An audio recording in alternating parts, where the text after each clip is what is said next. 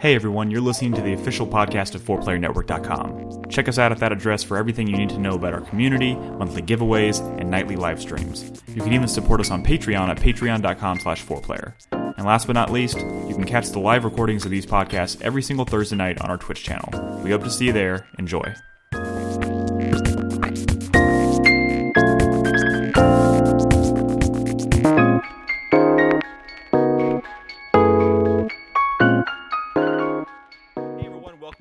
Podcast. This is episode 693. I'm your host tonight, Nick Henderson. I'm joined by Christopher Davis. Hello.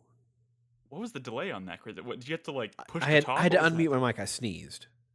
Oh, well, thank you. I appreciate the courtesy.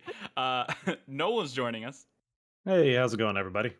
And Ed. Ed is back. Hello, Ed. Hello. It's been so long. Ed has joined us. It's since April. We haven't had you on the show since April, and you've been playing some things. We're going to catch up with you here shortly. I know you're going to talk about Death's Door. You're going to talk about Eldest Souls, right? That's what it's called? That's right. Yep.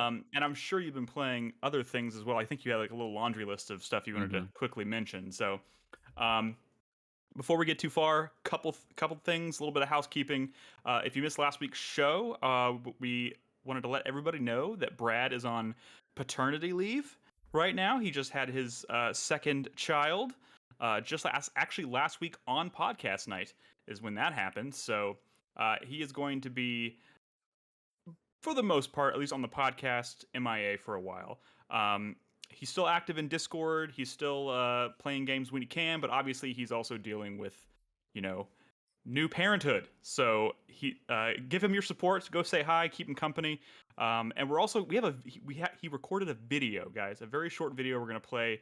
He wanted so desperately to talk about Psychonauts 2 and the demo for Tales of Arise. So we're gonna play that video during the break. I'm also going to include it in the podcast, the audio podcast, so you guys can enjoy it. And it's gonna go up on YouTube. So we'll get to that later. But and just like because we live in America, his paternity leave is completely unpaid.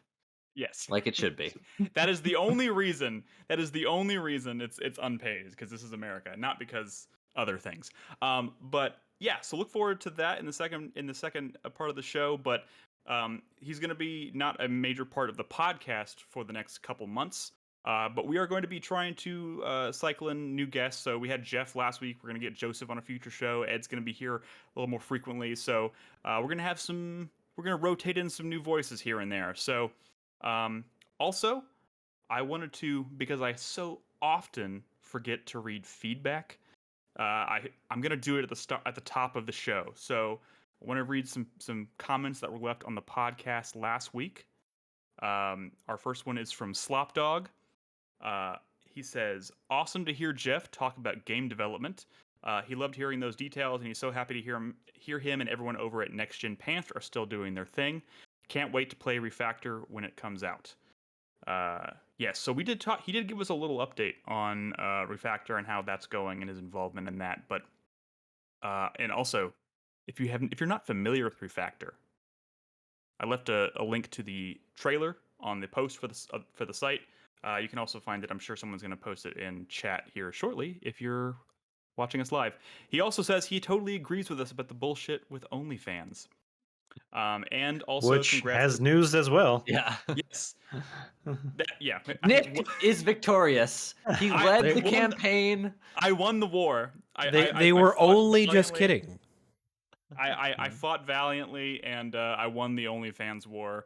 Adult content will remain on the service. You can send thank you letters to me personally, or send thank you money to 4playernetwork.com. Or that. He also wants to congratulate Brad on his ever-growing family. And last comment we have from Mr. Scorpion. He says, "I enjoyed Final Fantasy VII Remake, but kind of wish the new DLC was tossed in for free to every version. It sounds like an enjoyable piece of side content for combat scenarios.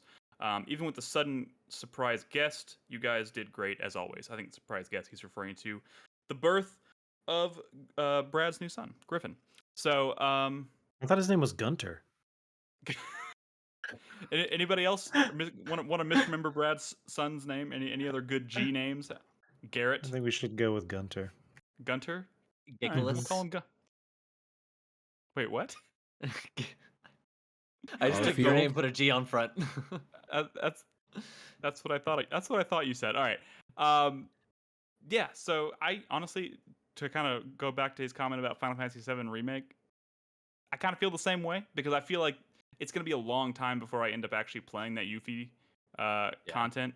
I didn't feel the And- need to double dip on this one like I did with Ghost of Tsushima's director's cut. So I can see myself maybe playing that when we're building up to the release of Part 2 or whatever, just to kind of get me back in the swing of things. But what are you gonna say, Ed? I think you enjoyed Ghosts way more than you enjoyed 7 Remake, though, right? I did, but they both made my top 10 list last year. But Yeah, Final mine Fantasy too. VII, Final Fantasy VII remake literally edged onto my list at the last minute. Yeah. Yeah, my number 10 was going to be something else, and then the day I was recording, I was like, nope, it's Final Fantasy. It's going on the list.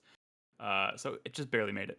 But yeah, guys, thanks so much for the comments, for the content. I apologize for forgetting to read that, so I want to encourage it more. So if you have anything you want to say, any comments you want to leave based on any of the conversations, if you want to reply to any conversations or comments we make on this episode, I want to reply to a conversation, Nick. you can do that with your I damn just think it's microphone, son. funny that last week Jeff gave me shit for shitting on games, and then after the podcast, he went on Twitter and was shitting on 12 minutes. Dang! Shots I just fired! want to say Shots fired! that happened. Do what I say, not what I do, Nolan. Hey man, we're definitely gonna talk about 12 minutes tonight. I have some thoughts on that. But yeah, anyways, if you want to chime in on anything we're talking about tonight, just go to 4playernetwork.com, find the post for this episode you're listening to, and leave us a comment. We'll read it and respond to it next week. But with that said, I want to shoot the shit for a second before we dive into all these impressions. Is there anything happening in y'all's life you want to talk about? Anything exciting? Have you watched any good movies lately? What's going on? I watched The Ed? Green Knight Oh, finally. how was that? It's a pretty good movie. It is a I pretty enjoyed good it. movie. It went places that I did not think it was going to go, and I would recommend it. I loved it, but I also had no knowledge of anything about. Like, I was not familiar with the original source material at all, so I didn't really know. I what to think I had expect. maybe read some of it in high school or something. But what I will also say is I don't want to say the trailers misrepresented the movie, but I definitely thought it was going to be a different style than it ended up being. Are you perhaps saying this because it was a much slower grind than you were expecting? Yes. Maybe. Yeah. And it's not that I don't like movies like that. I definitely enjoy, I don't want to say artsy films, but kind of more cinematic films. It's not a summer blockbuster, if that's what people are. And that's kind of thinking. thought. I think that's what they kind of portrayed it as. And like I said, it's not that that's bad. It's just more of a you get a mindset. You're like, all right, I'm getting into this movie, and then it's like, when's the stuff I'm expecting gonna happen? And it never does. You know what I kind of want to compare it to? Blade Runner 2049, because great example. A beautiful fucking movie, incredible movie, loved it. And I think people who saw the first one maybe kind of knew more of what to expect, but I think a lot of people were seeing Blade Runner for the first time, and the trailers kind of made it seem like it was more fast-paced, more action-packed than it actually was. But it's a very meticulously paced movie, and it lingers on things for a long time, and it's great for it. But I think I felt very much the same way about The Green Knight. Also, had no idea Alicia Vikander was in that movie, and she was kind of awesome, in my opinion. Yep. I've been watching a couple of shows kind of all at the same time. Ted Lasso season 2 has came out recently, and been watching it week by week, which is different than how I watched it the first time. I binged it after it all came out. Still good. Yeah. I think that the levity is a little dropped. The wholesomeness is way up. So you kind of give or take some of that. Is Ted Lasso like the movie or the show that people need right now during this pandemic? Yes, 100%. The first season is one of the most perfect seasons of television I've ever watched, because the main character is optimistic as hell, and it's and you want to emulate him like in your life afterwards. I brought this up on previous episodes because I started watching Ted Lasso a while back, and me and Bernadette were very excited for season 2. And the reason I like watching that show is because it makes me want to be a better person. And so I definitely feel like since watching that show, I have become a better person. Like not like I think I definitely have. Like I try to be more optimistic. I try to be nicer to people. I try to look at the bright side in situations. You And see barbecue sauce before you throw bullseye and darts now too. Exactly. Yeah. I keep catching myself lingering longer than usual on Reddit on like made me smile and wholesome memes and shit. Wholesome this memes, is kind of like this is like the television equivalent of that. Nick, seriously, it's great. I've seen it 3 times. I've seen the first season 3 times. What is the like? Where do you stream it? Because I thought it was something weird. Apple like, TV Plus. Which you can get for free with PlayStation 5. Yeah, if you have a PlayStation 5, download the Apple TV app and remember if you download, you get 6 months. I think 6 months. Yep. Okay. Yeah, you're right. And there's lots of good stuff on there. Like somebody is also good. Somebody just remind me to do that during the break because I said that. I will. No problem. Wait, hold on. Okay, Ed, quickly staying on that topic real quick. Did you see Ryan Reynolds tweet about that? Because they mention him in this season of Ted Lasso. Oh yeah. Because him and Rob McElhenney bought that's right. a team. Yeah. But anyway, they mentioned that, and like Ryan Reynolds tweeted out at Ted Lasso like a little thing about it, saying how blah blah blah. I like Ted Lasso on Apple Plus and their other great shows such as Mythic Quest season 1 and Mythic Quest season 2, and that's it. I liked Greyhound, the Tom Hanks movie, or was it called Greyhound? Something like that. Also an Apple. Yeah, it's like it's like a World War One. It's submarine. Like he's like a submarine. Yeah, he's fighting submarines. He's a battleship captain and he fights submarines. But just real quick, I've also been watching Hannibal for the first time. Dude. Yeah, it is fantastic. It is a psychological thriller more than anything else, and I just got into season 2 and watching season 2 is so good. Watching the bomb drop at the end of season 1 and like the change of perspective that happens in season 2 is great, fantastic. Ed, prepare yourself. I'm so ready. The season 2 finale is gonna blow your. I'm so ready. Mind. And then I've also been watching Raised by Wolves. It's on HBO Max. It is a science fiction thriller where Earth has been destroyed, and then humanity has to start over in a new. But aren't they being raised by they're being raised by 2 androids? Yes. And so that first episode is so dense and like the things that it kind of is trying to introduce you to the world. In the second episode, there are things that you could just like miss by like if you're not paying close attention. I highly recommend watching it fully focused the whole time. It's been a great show to watch after Katie goes to bed and I'm in bed with her and I just have my little tablet. I'm watching it like. So I've been eyeballing that one for a while. I've just been waiting for someone.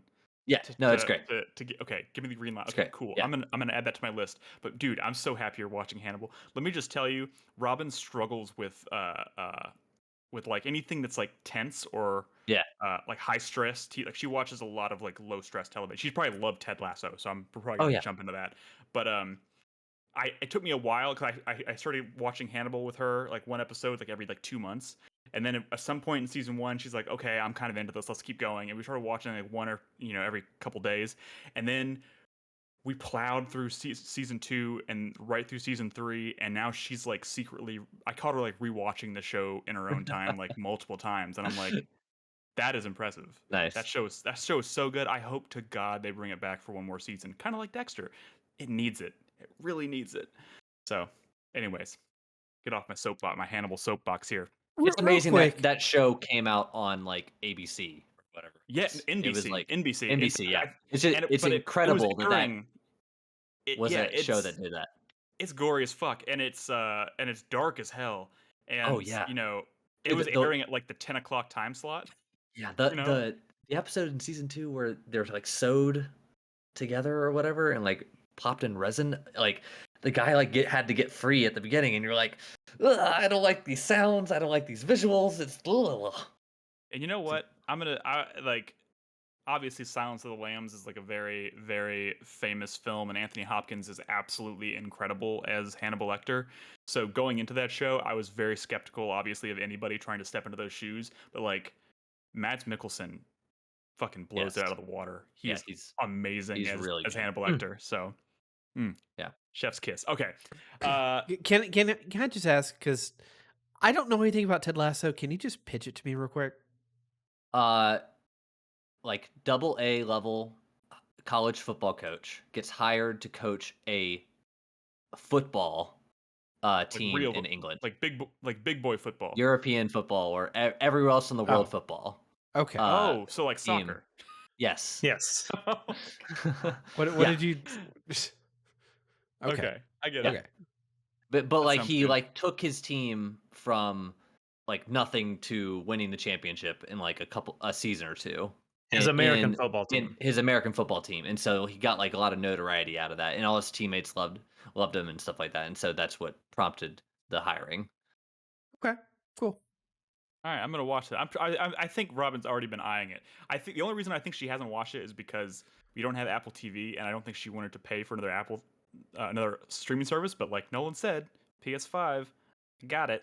So I'm definitely gonna check that out. All right, video games. Oh, well, hold on. The one you didn't ask me what I'm watching. Real quick. Sorry. 30 seconds. The Green Knight.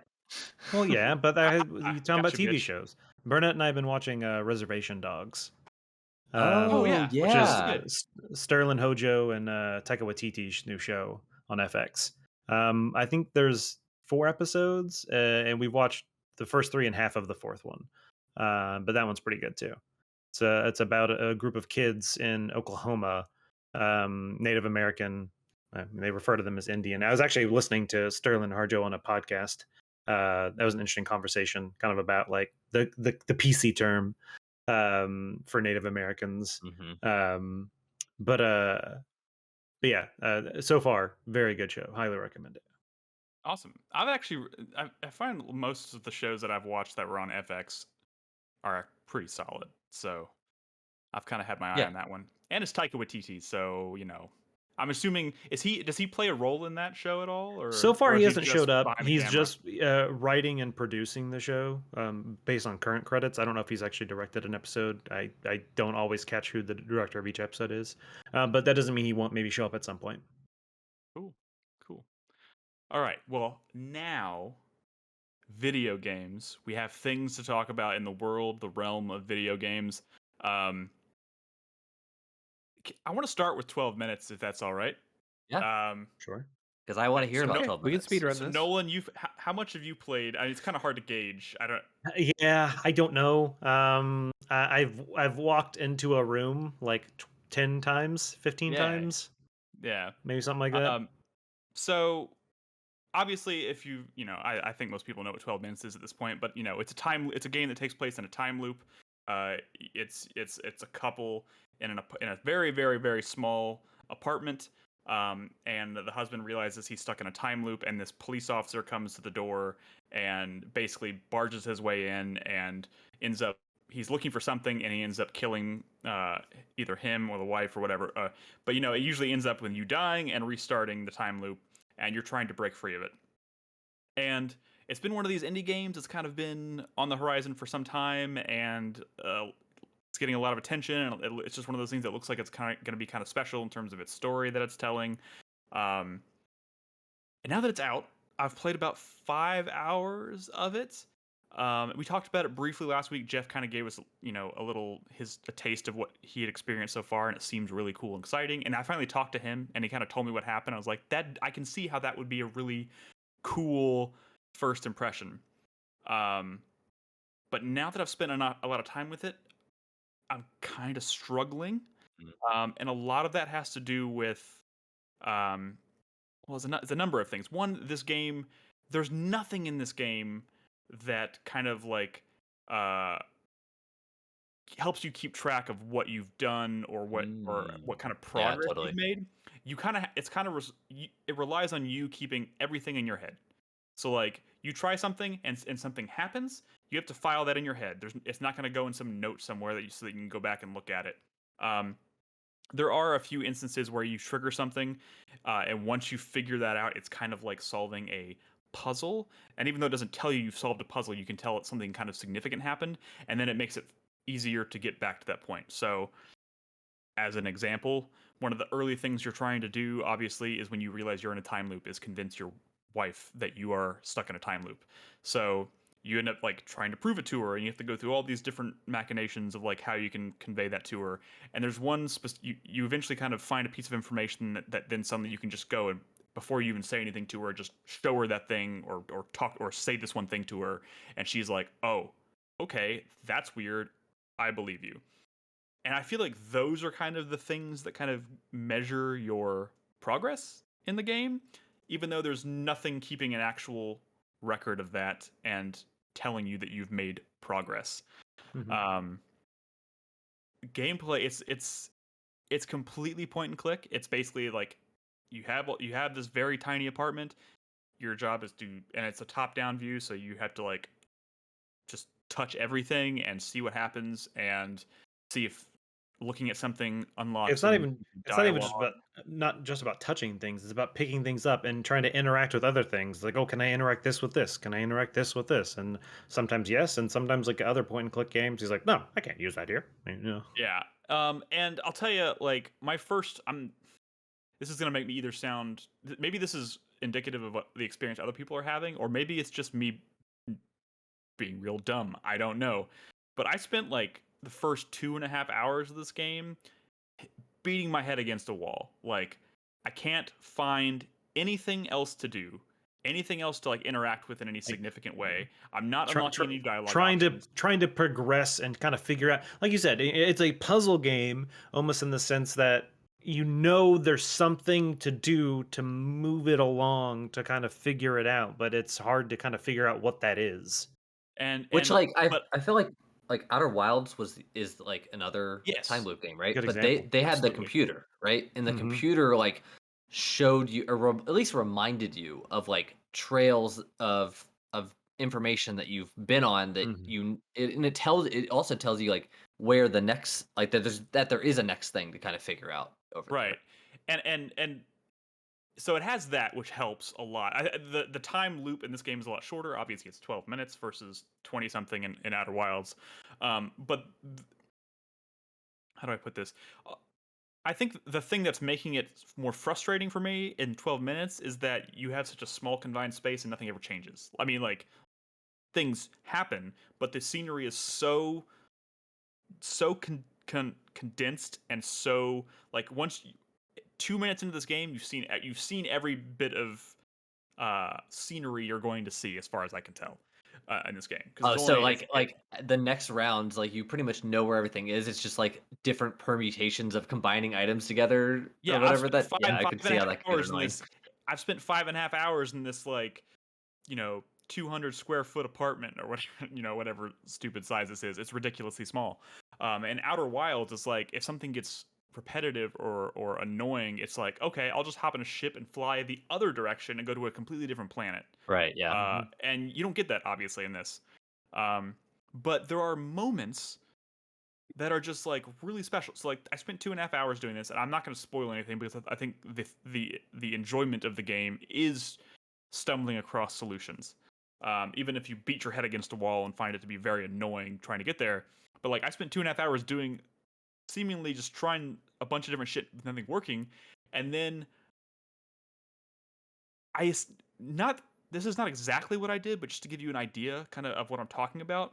Let's just say I did nothing, and all of a sudden it I something happened because I wasn't rushing around interacting with everything and trying to do stuff. I just kind of I there was another component to that I'm not going to spoil, but like more or less I did nothing, and then all of a sudden I was like, oh my god, I just spent 2.5 hours doing everything under the sun, and if I had just chosen to slow my roll for a second, I would have seen something that progresses the story. Mm. And that's kind of it's both brilliant and frustrating as hell at the same time. Um, Also, the other thing is, and I get the appeal of wanting to bring in because this is the game. It has three big name actors. It has Daisy Ridley, James McAvoy, and Willem Dafoe. Great cast. I kind of don't understand what the point of using them was, because I mean, aside Name from the fact that recognition. well, yeah, That's it. Yeah, sure. marketing. But beyond them, I mean, I guess you're right. Marketing is 100% the reason they did it, because aside from the fact that you obviously can recognize Willem Dafoe's voice because he's very recognizable. Like, if you told me that was James McAvoy and Daisy Ridley, I wouldn't know. Yeah, like they don't really sound like themselves as much. Willem Dafoe is Willem Dafoe is Willem Dafoe, but the other two, Exactly. Not that they're bad. It's just like they're not as without their without seeing their faces, and on top of that, you have all these really, I don't know how to describe this. Like, you can tell they got in a recording booth and they recorded a bunch of pieces, and then those pieces were kind of just stuck together depending on how you choose to interact with things. Well, So yeah, it it's ends up- because the problem is unlike something like a story-driven, game where there's people, acting with each other. This is a point-and-click adventure game to an extent. So yeah, like a line of dialogue doesn't happen until you make it happen. So yeah, like they can't have like a flowing conversation. It is a line of dialogue from an audio file is played here, and then that causes this one to be. You know what I'm saying? Like it's like so they don't really flow. You have a lot of really Together. awkward like lines of dialogue that individually are delivered well, but when put back to back are awkward,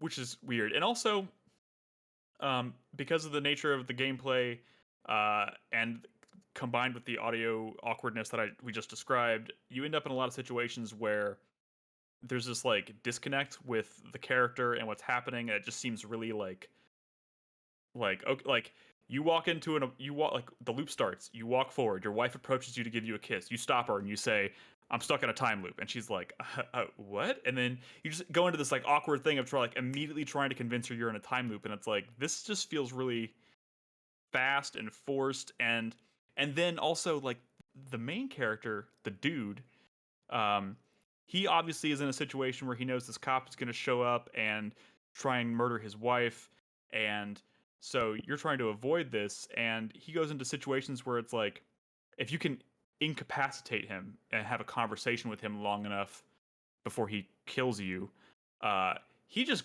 without any, you don't have any control over it, but like you choose dialogue options, and he just goes straight into like sounding real like, oh, my wife, I have nothing to do with this. My wife, I just found out my wife, blah blah blah. I just want out of this. And it's like, okay, so he's an asshole, or like I don't know what they're going for. And maybe that'll make more sense once like the whole picture is clear. But I also have spent 5 hours with this, and I have no idea how close I am to seeing the full picture. So I'm really kind of struggling. 12 minutes away, Nick. Do I want to keep 12 minutes spending? away. Do I want to keep spending time with this, or do I want to focus my attention somewhere else? Last night I got to a point where I made a major change, and honestly, for a split second, I thought credits were about to roll, and I was about to be like, "What the fuck? This is the way it ends," and then it didn't, and I was like, "Okay, so there's obviously something else happening." But the other weird thing is I haven't unlocked like any achievements for this game, so I'm like, "What the fuck is happening? Am I making progress or not?" I have no clue. It's a weird thing. So I don't know. I don't know what's gonna happen with this game. I feel like I could be really close to just crossing the line and finishing the game, but I don't know if I want to. Like, if I stop now, like, what if I'm stopping right before crossing the finish line? I have no fucking clue. I don't know. And I've seen a lot of people have really strong reactions to the game post finishing it, and I'm like, I'm trying to imagine like where the story could go that would really. Like strong good or strong bad? Strong bad. Like I've seen both. Honestly, I've seen a lot of people are like, "This is an amazing." I've definitely seen story. more bad than good. Yeah, the stuff I've read. Yeah, I've seen some pretty high profile like critics who are like, "Oh my god, I fucking hate this game," and I'm like, I'm trying to imagine. I mean, I can see maybe booting it up, playing it for like a couple hours, and being like, "Yes, I hate this game." But I'm trying to imagine what it would be like to boot it up, play it for like 6 or 7 hours or however long it is, finishing it, and then deciding, okay, I hate this game. Because the story right now doesn't seem particularly like, I'm kind of curious as to what happened, but I don't feel like I'm super roped in on this. Right. I don't know. It's weird. It's a weird game. But Nolan, are you gonna finish it? I'm going to play more. I don't know if I'm going to finish it. I'll put it that way. We'll see. We'll see how I feel. Yeah, I feel like it's kind of hard to make that decision in a game like this. I will say this: it is on Game Pass, so there's that. If you have Game Pass, I don't feel like there's any reason why you shouldn't try this. It's unique enough, and there's a certain amount of boldness to like this concept that I really appreciate. And maybe it'll turn around and I'll end up loving it. I don't know. But it's on Game Pass. It's basically free. Don't be like me. And I went out and bought the game on Steam before I realized it was on Game Pass. So is it on Game Pass? It is on Game Pass. Is it on 100%? Not the PC one?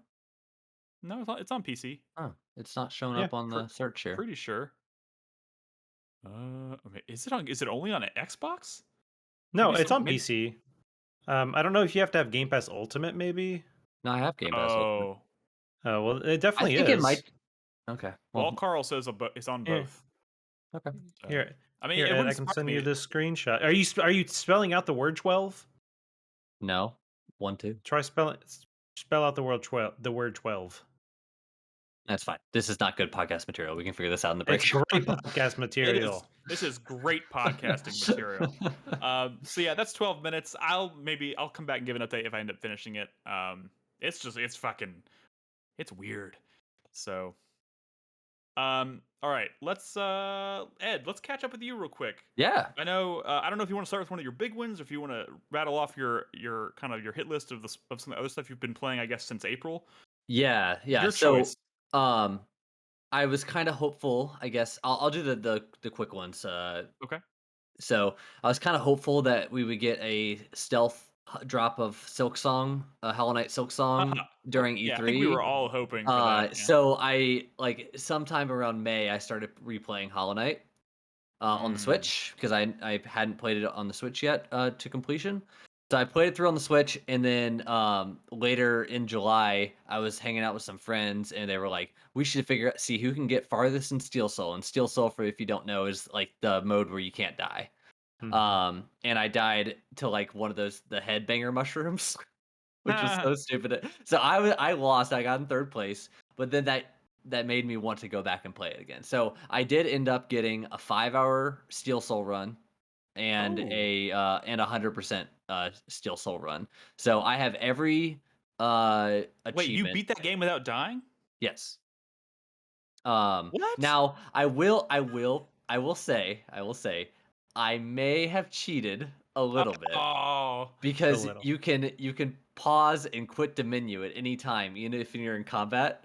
And I don't have a screenshot of it. I wish I had taken one, but there was one where the Hollow Knight was jumping up about to land on me, and I had one mask left, so like the last boss before you get Steel Soul, and he was about to land on me, and I was like, no, and paused and quit out. Wow. So, wait, so you can like load, so you can quit. So it brings you back to the last bench. Yeah. Yeah. Oh. But I don't care. I did it.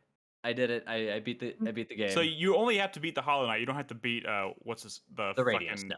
Okay. And even to get 100%, you don't have to beat the Radiance. So. But that game is really good on the Switch. It is excellent. Like I played it all in handheld, and I don't know if I have this thing. This is called the Fixture S1, and let me mute my mic while I put the thing in. Hold on. Oh, so you can mount it to a controller and have the Switch. Nice. Yes. Oh, so I play cool. handheld mode with the Switch in this all the fucking time, especially when we go traveling and stuff like that. So it's called the Fixture S1. And Fixture. It's a little heavy. The weight on it is kind of weirdly distributed a little bit, so it can kind of hurt your hands after a while. But that's what I was about to ask. It is excellent. I play it all the time, and this is what I played Hollow Knight on, just on this screen with the Pro controller. That is. Oh, I kind of want one. Damn. Yeah, it's great. So how much was it? $35. Yeah, $35. Oh, and the only problem is that the case that this is it doesn't fit in like a normal case. So this is the case that it came with, which is extra, whatever. But it's so fat. Look how big it is. It's My massive. goodness, guys. I just like. Have you ever thought like what it would be like to go back and show your old like your child self, like who's sitting there playing like a Game Boy, like show him what, like here, Without a check this backlit out. screen. Yeah, Yeah. Yeah. this is what handheld gaming looks like in 2021, and just watch their fucking brain melt out of their Yeah. ears. I ordered this thing off Indiegogo on the internet. Yeah. What's the internet? I don't understand. Yeah. All right, what else you got? So played through Hollow Knight, like I mentioned. I started and finished Super Metroid for the first time. Great game. I got a little bit frustrated with some of the platforming that you have to do later on, where you have to like kind of jump, like wall jump. Yeah. I think that isn't as tight as it could be, but it's a really old game, so I'm not gonna like super fault them for it. Yeah, not entirely surprising. Yeah.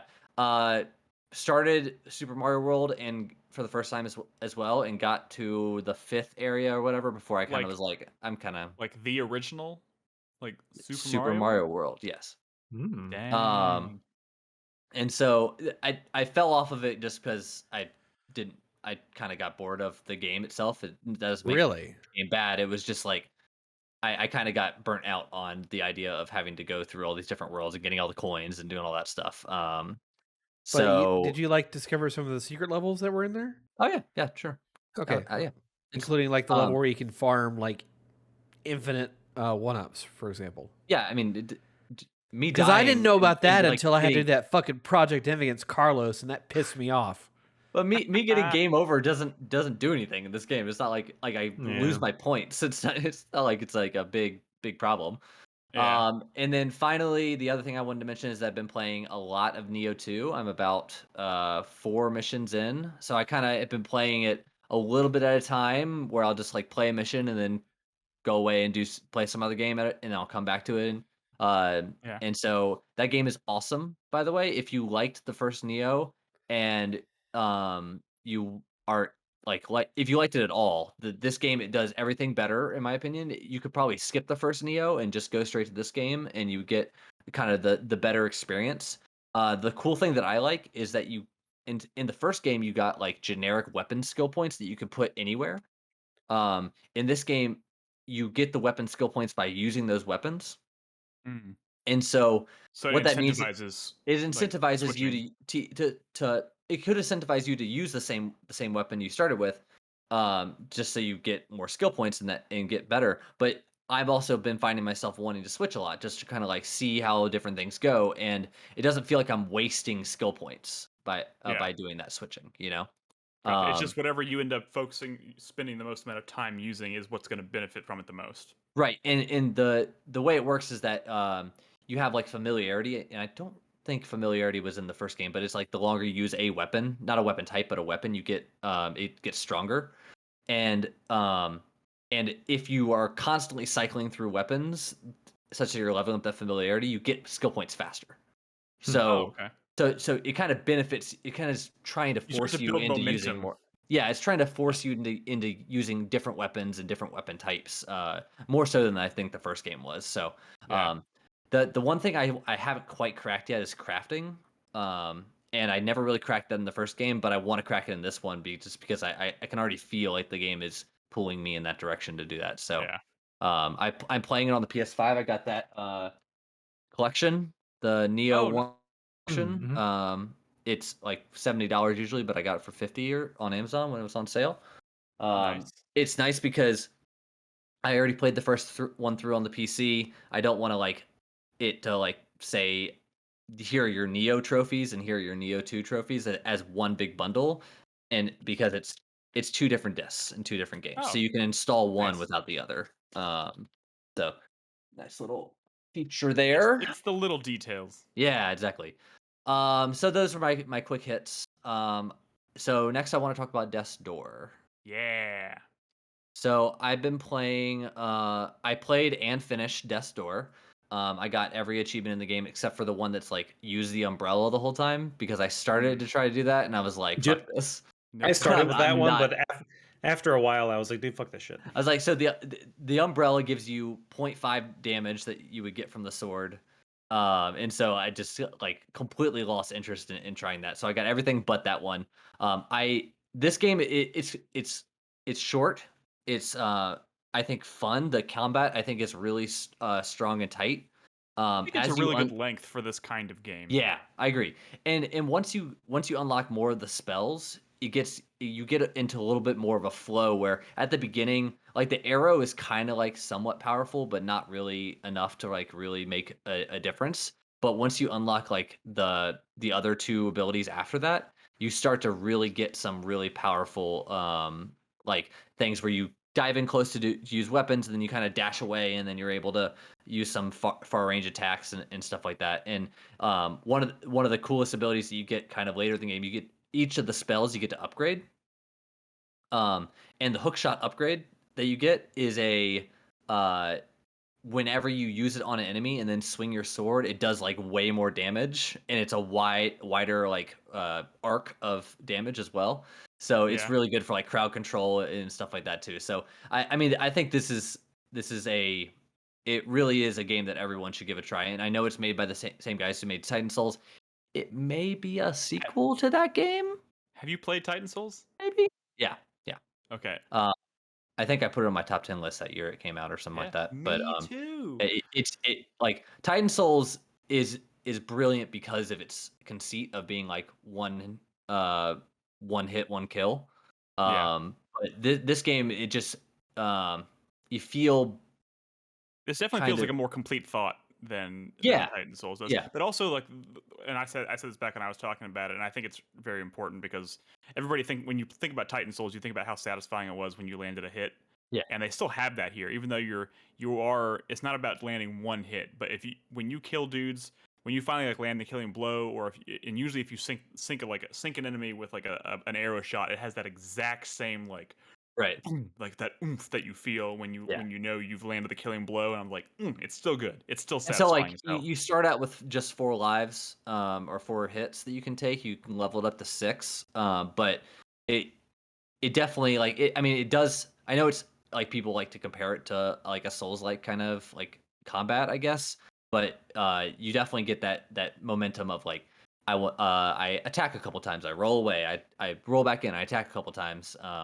You're just not limited by stamina or anything like that, which kind of makes the game play a little bit more quick rather than in a Souls game, which would be a little also bit this game just is like super chill. Like I had such it felt so relaxing playing this game for the most part. There were a few maybe kind of tough like boss encounters, I guess, but for the most part it's just a really like I was comparing it more to like Zelda, like a Link Between Worlds or a Link to the Past or whatnot. Right. I think it's drawing a lot of inspiration from that, and it's just like if you like those kind of Zelda-y vibes. Also, character of the year so far for me goes to oh god, what's his name? It's been a while. The octopus that Mr. Jefferson. Is it Mr. Jefferson? Yeah, it's Mr. Jefferson. Yeah. It's literally just an octopus that's like manipulating a corpse. And like you can tell the octopus is behind like moving all the limbs, but he when he talks to you, he's like, "Yeah, I'll grab you this thing with my totally human hands with 5 digits," you know, and but it's just like it's so funny. It's so clever. You get it.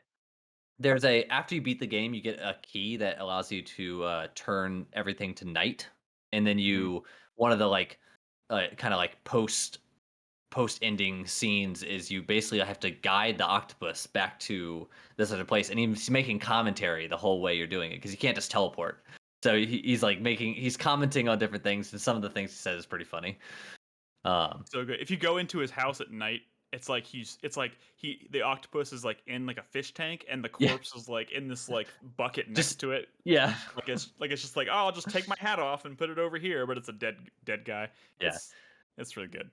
Yeah, it's a fantastic little game. I think it's definitely going to be in my top 10 this year, just because like I like games now, especially now. I'm sure we all kind of feel the same way, that are like short, sweet, and to the point. And I like, considering my first playthrough was like just 5 hours, and that was the 100% it completely. That's good enough for me. It feels like it's trimmed a lot of the fat for sure. Yeah. So next up, we have Eldest Souls. Yeah, I want to know Um, what this is. I so didn't know this this existed until today. it's funny that Brad like kind of joke that it was the actual sequel to Titan Souls, or because in a way it is. It's also a boss rush game. Um, you don't have the like it's not like the one hit kill thing. Right. You have a sword. Uh, you have a charge attack that you can use, which when you're charging attack, you can heal for the damage that you deal, which is Dear God. yeah. And then and so the other thing you get is this game has skill trees. So it has 3 skill trees. It has a like uh dash benefit skill tree, an attack benefit skill tree, and a defense benefit skill tree. And so those 3 skill trees can be switched anytime for any reason. You can so if you think that this boss may be better for you to use attack, then you can switch that. And so you'll a little bit later in the footage here, you'll see that I switch from the speed based thing to the attack based thing, and I actually You have end to up like open up almost a menu to do that, or can you do it on the yeah fly? yeah. You open up a menu, but like you can't do it like really when you're in the fight. But the idea is that you do it. I mean, you die so many times fighting these bosses that but it's nice because it encourages you to change things up. You don't have to do this. You're not stuck with the Yeah. skills that you use. Um, so as you can see, like I kind of have a like a that charge attack, and then you hit once the charge attack kind of goes down a little bit, and it does a little bit more damage. But yeah, it's just a boss rush game. You're wandering through this area that there's a little bit of questing that happens in it, where you're fetching things and bringing them to the NPCs that are there, but for the most part, you're fighting bosses, Yeah. and there's like 9 Because bosses in the game, from what I I know that like one of the know. first questions like Brad would ask you if he was here is like, does it have the problem Titan Souls had? Which is a problem I do agree with, but I think its hook was so good that it kind of made up for it. But like the world in between the bosses was super empty, and you spent a Yes, lot of time so wandering with nothing to ge do. generally, yes. The I think the benefit that this has over Titan Souls is that when you die, you respawn right at the boss. Oh, that's Versus nice. in Titan Souls, you had to walk back all the way, and so like Mhm. that kind of made you feel like the world was way more empty than it is. The world's pretty empty when you're going between bosses, but the loop of the game is way quicker because you're just respawning Gotcha. back at the boss. So you see now You on know, the screen that I'm clearing out my skills, and now I'm going to switch to the like Berserker Slash instead of the Wind Slide yeah. moves. I So also want to point out too, because every time we have that conversation about Titan Souls and how the world is empty and everything, I do think there was something about that was really appealing about finding the bosses, because you don't really it doesn't point you in the direction. You have part of exploring, even though the world is mostly empty, is like it is a matter of trying to explore it to stumble across the right, bosses. When you know where the bosses are, then you're just backtracking, and that's annoying. But I don't know if it's the same yeah. here, but I did like I that. there's a little bit of that. There's different like kind of biomes that kind of point towards the different areas. Like this is the nature biome, and so that's why I'm fighting the deer god. But there's like uh kind of like a churchy looking place, and that's where you fight the god of light or whatever. So there's a it's I mean I think the pixel art is beautiful, Oh yeah, it looks great. um and so like the way that they're able to reflect the biomes is I think also great. So Is this I still in don't early access? no, it is a fully fledged Okay. game. It's on Switch, and I think PC as well. So it's a fun little game to play. Uh, once again, while Katie goes to bed because Katie's a teacher, so she wakes up super early. And so I do not do that, and Is so is this not the I'll kind play of it game in where you're like like laying in bed with someone sleeping next to you and you're like a little mashing button buttons? mashing. Yeah, Yeah. yeah. I I think always I feel so think self-conscious about I think doing she's that. got I think she's gotten used to it. I think, Mm. right? Yeah. Or she has cotton balls in her ears. Yeah, right. But yeah, no, it's a. I think it's a fun little game. The controls are super tight. You can definitely tell like a couple times in this thing where I try to dash, but I'm like out of stamina, or I try to dash, but I'm also attacking at the same time, and you can tell that I made a mistake by doing that. I'm not. Yeah.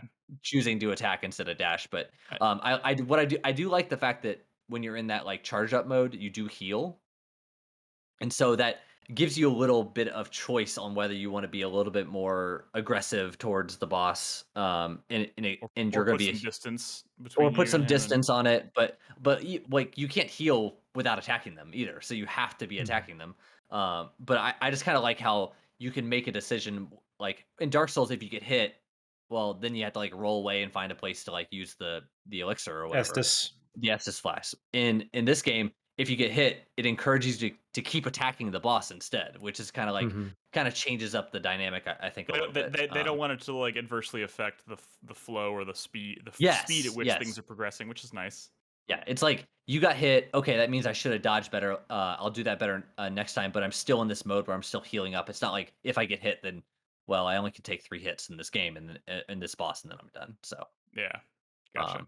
Well, this yeah. looks cool. I didn't know it was on Switch too. I think that may be the magic word because yeah, this seems like it's right up my alley, and it looks like it kind of has that Dark Souls-esque like a little kind of like the world. Like it seems it's beautiful, but it seems kind of dark and has that like Yeah, I don't know yeah, how to and describe it. like there are notes around that you can read, and like, I mean, I'm not really. It has that Souls lore-esque stuff I that I like. guess there's not a lot there. It's just kind of like a basic premise, and maybe some like some of the notes are like letters to people back home, being like, "We're here to save the world by killing these gods" or whatever. So there's not much lore wise. It's really just focused on the gameplay. Well, the deer god looks pretty cool. Yeah, It looks like something out of Bloodborne, actually, a little bit. the last boss that I killed was like a fire and ice boss, and it would be one thing at once at one point, and then it would, when you'd bring down its first health bar, it would split into 2, and then you could deal damage to either of the things as they throw different attacks at you, and then they'd fuse back together and they split into 2. So that was kind of cool. a cool little mechanic. I think I did that one when I wasn't supposed to. I wasn't quite ready for that one, but I kind of powered through it. So that's cool. Sweet. Yeah, it's, I mean, great game. I think another top 10 contender for me. Cool. Just because of Eldest Eldest Souls. Souls. Yep. Not to be confused with Elden Ring Oh, or see, Dark Souls. the video is about to end, but I had the boss down to just like a sliver of health, and then I died. So that was unfortunate. I was hoping that the last part of my footage would be like, I killed the boss, yeah, but no such luck. No such luck. All right, shifting gears a little bit. I think before we take a break, let's talk about Nolan. You've been playing the. You can't talk about this, right? We've figured that out. Okay. Yes. The Writers Republic beta, I guess, which as of yesterday, it was in beta with an NDA. It was a closed beta with an NDA, but I don't know why, but they decided to make an open beta and get rid of the NDA. They announced that during Gamescom, so yeah, I something guess had to have happened, because when I got access to the beta and I started playing it, the NDA was not just like, oh, for the next 2 days, like, it was like, oh, for like, 3 or 4 days or whatever, it wasn't like you would think if they were already planning to make it completely open to the public, they would have had the NDA a little shorter or something. I don't know. Anyway. Yeah. I've been playing some Writers Republic. This is Ubisoft, right? This is correct. I think it's the same team that actually did Steep. Yeah, so yes. This is like their next attempt at like a high octane sports kind of game, but with more, right? So like this is like there's like is it like battle royale kind of? No, yeah. So there's a lot. There is mountain biking, there is road biking, there is skiing, there is snowboarding, there is like I want to say it's almost like suit, like a glide suit, but with a jetpack. So it's not supposed to be black and white in this footage. That's weird. It's funny that the day I started capturing footage, their servers just shit the bed. The day before, the first day when it was public, so exactly when I had an NDA and I wasn't allowed to capture footage, I honestly had like no problems. But then as soon as they were like, "Hey, open to the public, go for it," game starts fucking up like crazy. So they turned off color. Yeah, what you're seeing right now is a live stress test on their system. Yeah, but like the UI's color, but the rest of the world isn't. Exactly, the game's it's fucked up. What I think happened was something caused me to go, like, if you ever take a lot of damage, it goes into like a gray thing temporarily. Like if you land a jump really Okay. hard but you don't quite die, or you do die, it'll temporarily go to this gray thing, but then when you respawn it fixes it. So something happened in the game and it didn't realize I'm not dead or whatever, and so I think fast traveling fixes it. But Wow. anyway, so yes, this is what the game is as of right You're now. playing. You're on the. Um, You're on this mountain, and I'm seeing what I assume are like tons of other people playing at once. I don't know if it's actually people. My gut reaction is it's not. That they're kind of Ah. faking it. That Oh. maybe the ghost of someone. Now, what I will say is when you're in like the hub area, it definitely, like, I don't know. Someone from Ubisoft would have to actually confirm it, yes or no. But like just the way some of the people react, they don't seem real. But I honestly don't. I couldn't tell you. Well, it looks So like when when you did that that skiing thing, Mhm. and when you're all gray, it looked like you could like just stop it at any time and quit out. So maybe those are all Yeah. ghosts. And So yeah, at any point in time, you can get off any vehicle you're on and just walk around the world. It's not a very efficient mode of transportation yeah, because the right. world is very fucking big. Well, I But mean, the I whole think I would lean into your idea of it being ghosts or like bots or Yeah. something because there's no collision between your player correct and others. when you're outside an Starting actual race, area. there's no collision. When you're in a race, there is some collision, which is fucking infuriating because, like you said, the whole battle royale thing. There are monster races where there's like 65 people, Mm. and it is a clusterfuck. Now, Kinda at the like Fall very Guys, beginning, right? yeah, at the very beginning, there's not like the collision's real weird in this game. Like it's kind of there, but not really, but kind of. I'm Nolan, slamming into what's stuff happening? on purpose. I'm slamming Okay. into stuff on purpose because I was trying to fix, and you can see it fixed it. You can see that it fixed the fucked up visuals. I'm Um, just sitting here like, why? I was like, he is not trying to. That he is not moving out of the way. That tree is coming at him at full speed. oh yeah. Um, so the big races are weird because, like I said, the beginning there's you all kind of blend into each other, but then midway through the race someone will slam their bike into you and you get knocked into a wall. So I don't really get it. Like in my opinion there should be collision or not. You shouldn't do like half collision, I which see they how it's do like sometimes. there's like solo and versus in Hmm. that thing. So maybe solo it's mostly ghosts, and then with Yeah. versus there's a little more collision on there. Interesting. Yeah, so the other thing is I'm fairly certain like a race like this, I don't think those are actual people. I think they're Yeah. ghosts. It's only when you do when you're in like kind of like the main hub camp and you say, Right. "Hey, I want to do one of the big races," where you'll get put into a lobby, you'll see people like dicking around, and then there'll be a countdown till either A, enough time has gone by, or B, enough people have joined the lobby, and then the race will start. And you know those are real people. Yeah. But for the most part, when you're just kind of exploring the world, doing these random races and stuff, I'm pretty sure they're like ghosts. Gotcha. But anyway, so like I said, I've maybe put 5 or 6 hours into the beta. I've done lots of different vehicles, like I said, skis, snowboards, bikes. There's one bike that's like a fucking little like ice cream truck little thing that I guess they put in there as a joke because it's slow as fuck and like everyone else is on regular bikes, so it doesn't So make sense to use it. What's up? I have a question, and maybe this is not something you Mhm. can totally tell from the beta. But it seems to me like the hook of this, obviously it's kind of like a competitive multiplayer sports game where you have all these different options, sports options, whatever. But aren't they all in one seamless, massive open world? The world is seamless and open. When you enter a race, it kind of goes into, Yeah. loads up an area. Is that track in the open world? I'm not 100% sure because Like I'm I've wondering not if you done. can like, is there a way of traversing from like the mountaintop where you're doing the skiing to a part of on the opposite side where it's like desert and you're like Yes, bikes and stuff? yes, 100% you can. So what is that Like mode of when you travel? when you just get on a vehicle and you go. Like you just don't start a race. Like you see me looking at this map if you're watching the footage. Like I'm fast traveling because fuck it, this world is massive. Like Yeah. you could walk across it, but I'm pretty sure to go from the left Mm, side to the yeah. right side would take you like 20 minutes. Someone will do it. Uh oh, I'm sure someone already has. And so you can see in the footage, this is actually me capturing this footage was about 15 minutes after I had got kicked out of the game because their servers went down. I had actually wanted to capture some footage of one of those big races, but I wasn't able to. But yeah, so on the whole, meh. I don't love it. So hold on. So I'm just going to preface this footage because what I was trying to figure out, and the game did a very bad job of explaining it. What's supposed to happen is when you look at a controller, you have 4 face buttons, right? You know, A, B, X, Y, or whatever. Yeah. Y is supposed to make you do a front flip. A is supposed to make you do a back flip. X is supposed to make you turn to the left. B is supposed to make you turn to the right. Whatever. Does that make sense? You know, when you the up, down, left, right. For some reason, every time I try and do a turn, my character does a turn and a flip, and I don't want that to happen.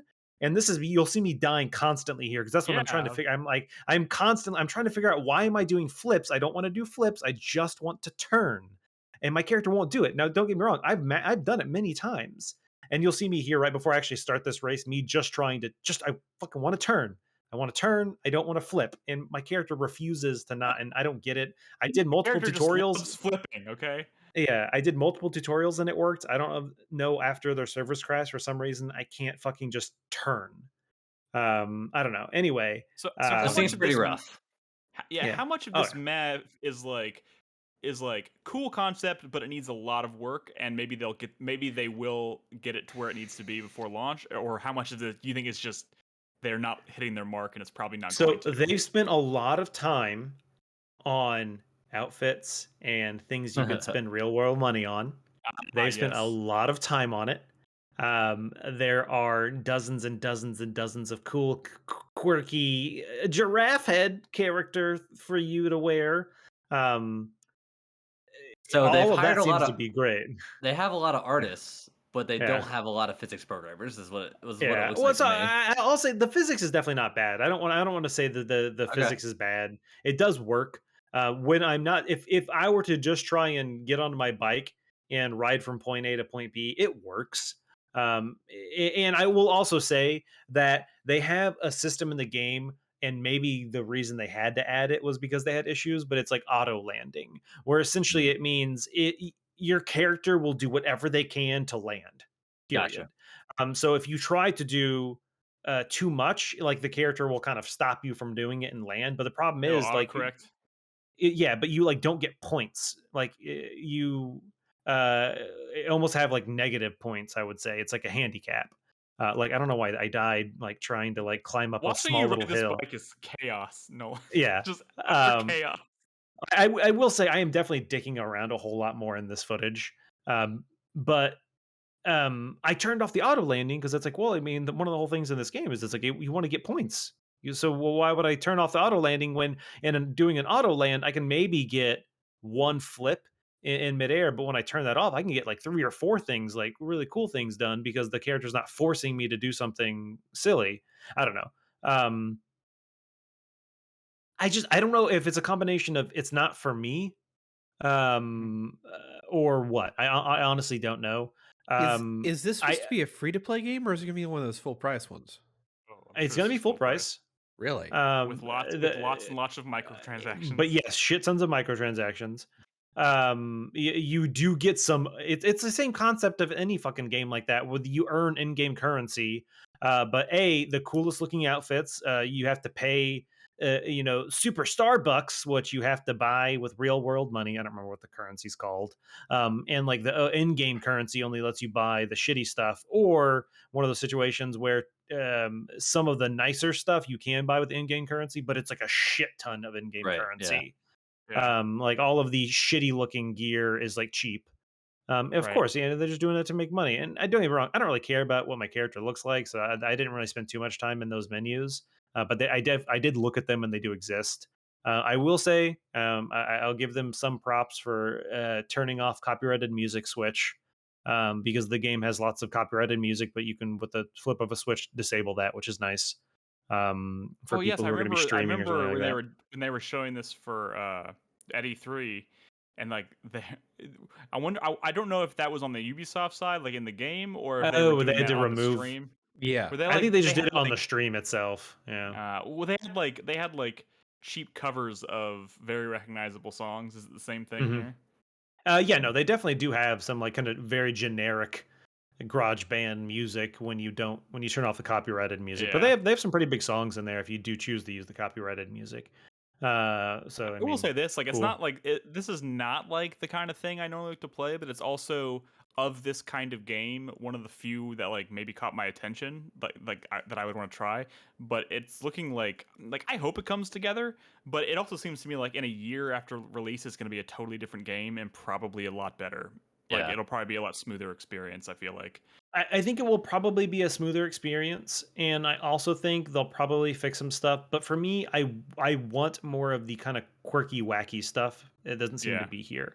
I want the SSX tricky stuff. Mm. Yes, and I don't think I have any footage of it, but there definitely are races where you will switch back and forth between vehicles. You'll be going downhill on a mountain bike, you'll hit a ramp, and as you go up that ramp, you'll turn and do like a jetpack thing, and now you'll be Yeah. doing a jetpack sequence. But multiple times when I hit that ramp, like the jetpack kind of turned on, but kind of didn't. So I slammed into the ground. So you have to respawn, but it tries to respawn you with the jetpack. So it puts you just standing on the top of the ramp. Like there's definitely been a lot of fucky shit going on. Once again, it's a beta, so I'm not gonna say like, oh, this game's doo doo butt. It's a beta. You know, it is what it is. But it needs some work But before launch. yeah, it definitely needs plenty of work. I highly doubt I'm gonna pick it up. Do we know when this is supposed to come out? Is this year? I think it is. I don't think I they've don't have an really exact said. date. Yeah, Well, maybe they're kind of waiting to see what the beta does, maybe. which honestly is probably the smart Um, thing to do if that's the case. yeah. I don't know. It's a big meh for me. I like I said, with all the other games that I could be playing, I'm gonna play those instead of this kind of Gotcha. scenario. I would say, hey, it's open beta right now. Check it out if you want to. I don't remember how much longer it lasts. Maybe another couple days. Maybe Yeah. I want to say maybe till like the 28th. So if you want to check it out, go for it. It's free. Why not? But I don't really think I plan on picking it up. Cool. Alrighty. Well, with that, why don't we take a quick break? During the break, we're gonna play Brad's pre-recorded impressions for you of Psychonauts 2 and the Tales of Arise demo, because I know he has been dying to talk about those. And like I said at the top of the show, he's not going to get many opportunities for a while to be on the show to talk about these things. So you might see this as a recurring segment to kind of check in with Brad. So we'll leave you for that with that during the break. When we come back, I want to quickly touch on the Ghost of Tsushima director's cut, and then we'll do a little bit of news and some questions, wrap up the 4-player minute. So if you're watching us live, don't go anywhere. We'll be right back.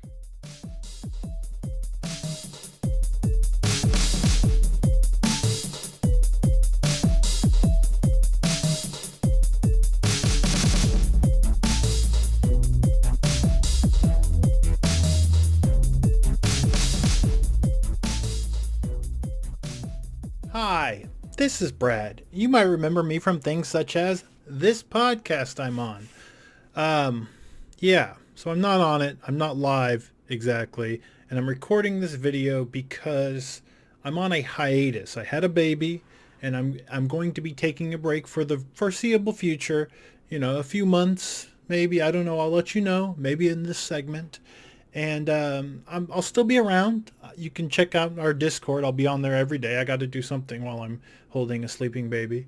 But I'm not going to be doing live streams and I'm not going to be doing this podcast. But I did have this idea of me sharing my thoughts that I would have talked about on the week in a shortened version that we can put on the podcast every week. Because, well, I can record that anytime I want and this isn't very long.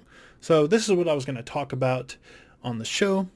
Also, by the way, let me know, I guess in Discord or on Twitter or something, if you like this segment, and maybe we'll even upload these to YouTube, because why not? It's recorded content and I did it, and hell, why not?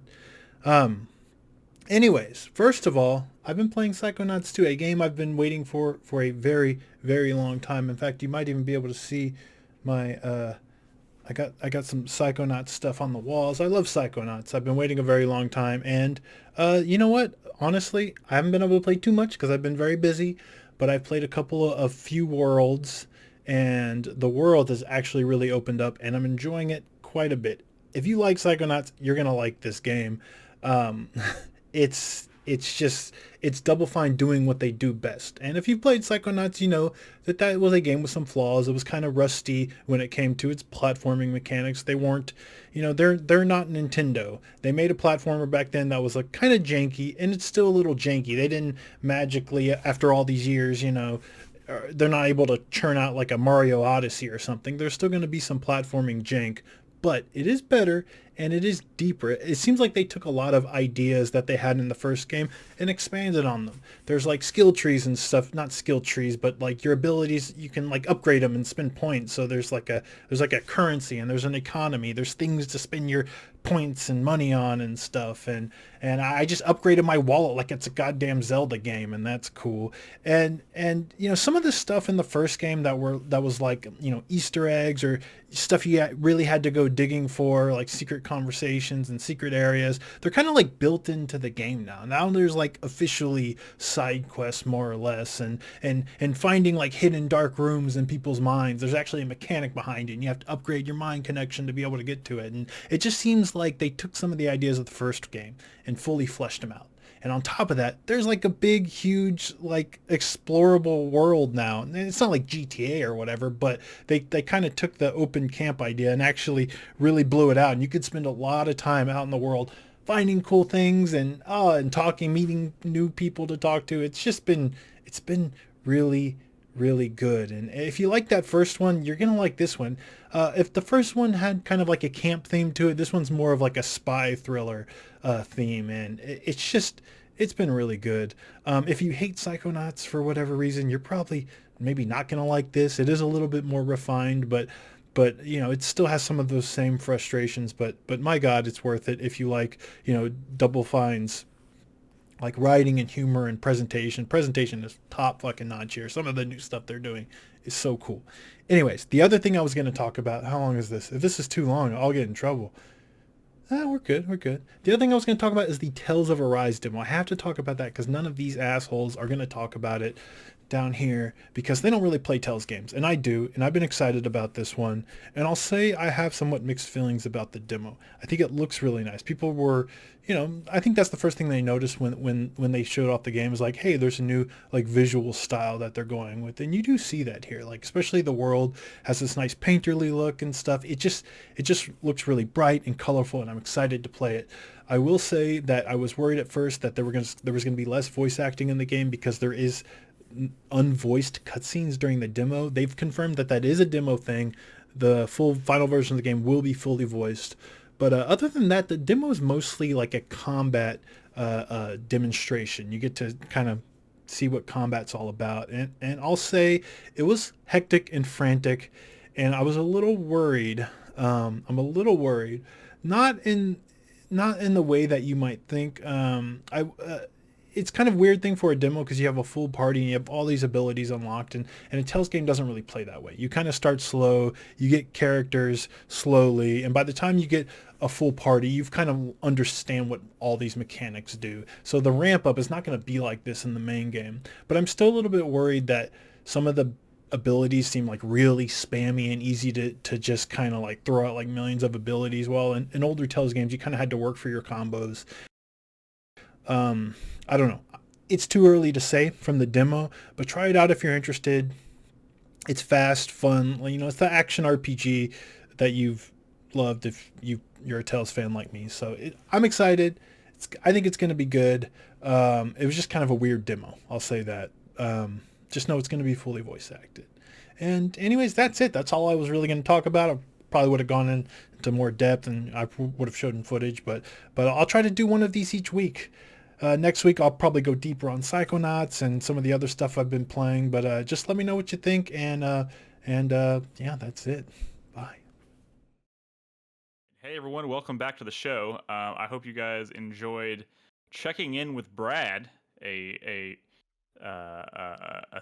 segment we're probably going to feature, hopefully, each week on the show, if Brad wants to continue. If Brad wants to continue recording them.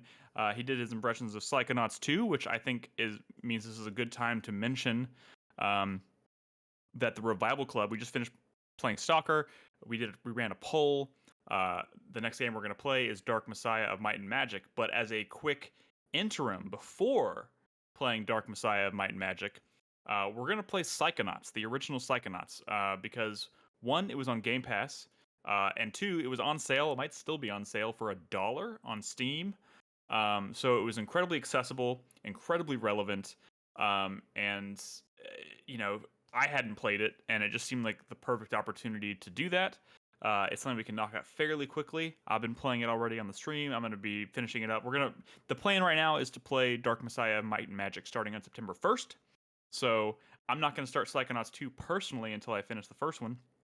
But if you're interested in partaking in that, and voting, nominating games, voting for them, playing, discussing, even being a guest on a podcast, where we talk about said games, you can support us on Patreon at the $3 tier or higher, or you can subscribe to us on Twitch. That'll give you access to the Revival Club channels in Discord. So keep that in mind. We're playing Psychonauts. We're playing Dark Messiah of Might and Magic, which is an arcane game, as kind of a build up to the release of Deathloop in mid-September. So, anyways, yeah, I hope you enjoyed that check-in with Brad. We'll hopefully get more of those on future episodes. So, have you guys ever had a friend like listen to the podcast, like someone that knows you fairly well or whatever? Yeah. Have they ever yes. my friend listened to the podcast and he said like it was super weird to hear my disembodied voice as opposed to like normally being in person. Yeah, I can imagine. Yeah, totally. And there's even early on when I started doing this and would like listen to a show afterwards, I'd be like, "Oh my god, this is weird." Now my grandma, on the other hand, goes, "Oh, Edward, you have such a great radio voice." I'm sorry. Did your mother is listening, or your grandmother is listening to our podcast? Only we segments. Talk about only small segments. Because last week we may or may not the segments where he talks about cock and balls. Yeah. We it is weird when ruined the hot dog bet last week. So we played a small segment. It's okay. It is weird when I don't like we don't really meet people very often that listen to us and stuff, but it's weird. Like sometimes, like my younger brother, like sometimes he'll listen to the show. I don't know if he listens regularly, but I remember a while back I was at his house and his friend was over and he was like, "Yeah, my brother does the podcast." He's like, "Oh yeah, I've listened to your podcast." And that's always just weird to like be like, "Oh, cool. I'm sorry, it's bad." Like it was weird. It was weird the first time when I got recognized at a convention. Like I understand people recognizing you guys. You've been doing this for much longer than I have. I'm just like a fairly regular guest host on the podcast. But like someone like recognized me and said, "Oh, Ed, hey, what's up?" Like, whoa, okay, hi. It's a weird feeling. I'll still and this is sorry, we're going on nostalgic trip here, I guess. But and this does not happen often. There's only been like a handful of times that I've been recognized somewhere. We're not a huge show or anything. But I was once. This was on St. Patrick's Day. I went to a bar in the middle of the afternoon with some friends, and Marissa was there, and Marissa was telling her friend Nicole about our show, and she was like, "Oh, that's so cool," and we were talking about it, and then we decided to leave the bar, and we were gonna go. There was a Chipotle in the parking lot, and we walked across the street to the Chipotle for lunch. This was like in the middle of the day, and she's sitting here asking me questions about this podcast. And I was like, "Oh yeah," and I'm just telling her about it, whatever. And she's like, "Oh, so like people know who you are?" And I was like, "No, not at all." And then literally right on cue, the guy making my burrito goes, "Are you Nick from 4Player Podcast?" And her jaw hit the fucking floor, and it was the greatest moment of my life. I'm just gonna put that up. Okay, not the greatest, but it's up there. It's up there. Could not have been better. Also, there's this guy who works at my local Home Depot who apparently listens to our show, and I see him like every time I walk into Home Depot. That's about it. But it's cool when it happens. Anyways, I just thought that was a funny story. I wanted to share that. Anyways, back to it. Video games. Before we get into questions and news and stuff, I want to briefly mention Ghost of Tsushima. Director's Cut came out last week. I ended up. Go ahead. Is that separate from that game? Like, is there like you have to buy a completely different game, or is there like an upcharge if you already own it on PS4? There's an upcharge. Okay. So the upcharge, I believe, correct me if I'm wrong. The upcharge, I believe, if you already have the PS4 version, is for the expansion part specifically, but I believe the director's cut content, which like the enhanced version for PS5 is a free upgrade, I think. The enhanced version for PS5 is a free upgrade. The director's cut content, including the expansion, is what you buy for the upcharge. Yeah. I'm going to be honest, I liked that game enough. I double dipped. I got the PS5 version on disc. And let me tell you, I popped that in yesterday. And I was sitting on my couch, right? And I loaded up from a, dead off PS5, turned it on, booted up the game, got to the start menu, hit continue, and then I set my controller down, pulled up my phone, because, usually you have to wait for a long loading when you're going into an open world game. By the time my phone hit the couch, or the controller hit the couch, it was up. And I was like, holy shit. I used to have to wait like 3 minutes for the whole game to load. It took seconds. Yeah. So that was really cool. But yeah, there's no time for a loading screen. It's literally fade out, fade in. Yeah, it looks amazing. I think that goes without saying. That game looked amazing on PS4. But it hasn't been long enough that I wasn't going to play this game from start to finish again. I mainly decided I would pick up the director's cut, and then I would use the expansion as an opportunity to go in and see what they've added and stuff. So that's what I'm doing. And so the Iki Island, I think is what it's called, right? Yep. Expansion takes place on a totally separate island off the coast of Tsushima. And kind of the story twist, you're going to this island because this whole separate group of Mongols who came from this island, or they first invaded the Iki Island, and then they made their way to the shores of Tsushima, and they started raiding the coastal villages and whatnot.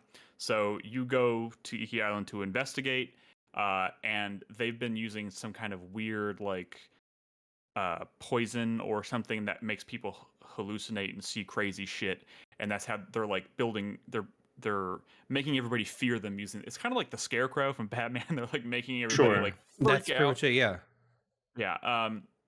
So you go to the island, you confront this warlord or what have you, and she poisons you with the shit, and then you escape. And so for the entire time you're on this island, while you're kind of out there exploring, as you're doing things on this island, you are periodically having these weird hallucinations and hearing voices and seeing people and stuff. And it seems to kind of happen at scripted moments mostly, but I think I've also had it happen when I find activities in the world to do, you do a haiku or whatever, and I sit down to do a haiku, and all of a sudden I start having this weird vision, and the sky turns all dark, and all that kind of stuff happens. It's kind of a cool twist, and I'm interested to see where this kind of side story goes. Also, the people that live on this island are notoriously hate the samurai. So you are kind of trying to be low key on this island because everybody would they hate samurai because of your father, I guess. So 15 years before this game, when Jin was a teenager, he and his father led a invasion of samurai to liberate the island from the raiders that were occupying it. Right. And it did not go well. A lot of people died, so a lot of people hate samurai, specifically your family too, because they associate, your father with what happened to them. So yeah, so you get a lot of backstory as to Jin's father and where he was prior to Ghost of Tsushima. And which there wasn't a ton of that in the first game, right? Not a ton of it, but they do of his father. They do show his father's death, I believe, in the base game, but apparently you don't find out until this expansion that actually happened on Iki Island. So I'm really interested to see where this is going to go. There's not a lot of to differentiate this, I think, aside from kind of that hallucinogenic twist. I think for the most part, it's a lot of the stuff that they've added to this are mainly just a few new activities and stuff, things that you find on the island. They have these animal sanctuaries where you can befriend deer and monkeys and stuff, and you have to play this little this simple little. It's almost like Guitar Hero. So you play your flute to kind of lure the animals to you, and you have to tilt the control. Like you'll see this kind of ethereal wave coming towards Strings you. or whatever. Yeah, and you have to tilt the controller to kind of stay inside. And I think it happens in this footage. I hope I can talk about it long enough for it to get there. It's only 9 minutes of footage, so you'll see that here in a second. But like you're tilting the controller to kind of stay within these confines of this line. As you successfully pull that off, the animals get closer and closer, and then you can pet them. And then he makes a comment. It's kind of like when he does like haikus, and he just kind of talks about his family history and stuff, and those little touches are really nice. It seems to me like a lot of the stuff. It doesn't seem like a lot of stuff has been added mechanically, because by the time I did this, I had already like maxed out everything on my character, and there's only like one new like little skill tree, if you will, I guess, that's part of this. And it probably would feel like more if I hadn't already done all that stuff, because it would be in addition to all the stuff I'm still unlocking. But I'm literally have everything unlocked, and then there's like these 3 things I can unlock at the bottom. Well, that new skill tree though, like for that new skill you get, it's actually pretty fucking horse. good. It's for the horse. Yeah, but it's Nobu. really good. Yeah, well, my horse's name is Nobu, but so you can actually like charge through groups of enemies with the horse now. Just fucking slams through them. It feels so good to just mow these fuckers down. It is very satisfying. And it makes it even better when you get one. So there is horse armor in this game that you can find. There is horse and when you get the horse armor, it makes that effect feel so much better. It's awesome. The other thing that's new is there's a new enemy type that's like kind of like a I don't know how would you describe it, Chris? He's like a priest, like a but he like chants and like he's like a shaman, and he like when he kind of stays to the on the periphery of the fight, and like strengthens and emboldens the other players on the field. So you have to the idea is to take him down so you can more easily take out the other enemies, which is cool. But they've also edited kind of like how enemy AI works in the game. Like, I don't remember this being the case last year in the original release, but it seems like if the enemies have multiple like weapons or things like that, they're gonna switch up a lot more now, which means you have to switch up your stances to counter them properly.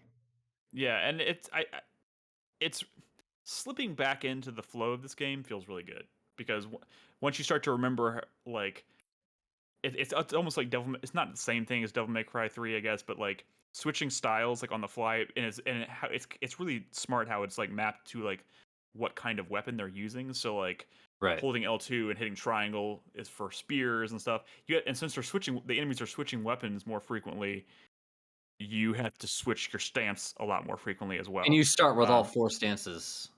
At the beginning. I mean, you basically start with whatever you have by the time you go into this, and I think a lot of people like me had probably already finished the game, so it's just you're going in as like a fucking because you can't access this content until here's the Guitar Hero thing, if you can see it.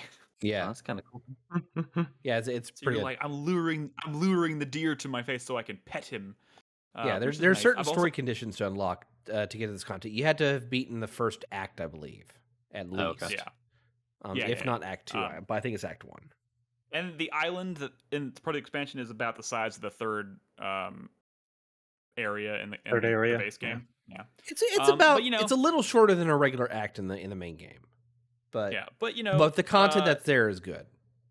Yeah, dude, it's just this game. It's so crazy to me that this game, which is for all intents and purposes very formulaic, like nothing super groundbreaking, but man, just being in this world feels good, and combat feels good, and that moment when you take out a group of dudes and then swipe on the touchpad to get you to like wipe the blood off and then sheath your sword is still always satisfying. The most satisfying shit in the world. I feel like they've made it even better in this though, because they really emphasize the controller speakers and the sounds from coming from it. The DualSense works fantastic. Yeah, so you really like hear him like wipe the blood off and sheath the sword, and like the rumble that they have in the controller, they take full advantage of that. Like you can feel like the distinct differences of your horse galloping on different surfaces and striking your blades against different weapons and things like that. And even with the haptic triggers too. Does it feel different when you parry versus block or stuff like that too? It very much does. Man, what was I gonna say? Shit, I had a thought and I lost it. Whatever. This game is still so good. So it's good. fucking gorgeous, and it's wonderful in 60 frames per second. Oh my god! There's archery challenges, and I have no idea how you're supposed to shoot 7 or 8 targets in under 7 seconds. Use the concentration. I'll tell you how to do it. Use the concentration. You wear the Tadayuri outfit, and you equip the charms. The charm you get increases your concentration time. Yeah. Man, I don't know why in my head I was thinking, well, they're not going to let me use items to I was like, to me that seems like cheating, but I guess it makes sense. That's the only way you're going to possibly hit that in under 7 seconds. You don't pull the bow back fast enough without it, right? Right. I'll also say there's a lot of hidden content in this this expansion. A lot of stuff that they give you puzzles to solve and figure out, but without really any direct hints as to what's going on. There were several I had to Google. But once I read through what it was, I was like, that makes complete fucking sense. Okay. That's cheating, Chris Davis. Using the Googles. Hey, Nick, did you see the prompt there when you started the archery that says press R3 to slow down time? Yeah, no. Yeah, I saw it too. Yeah. Thanks, Ed.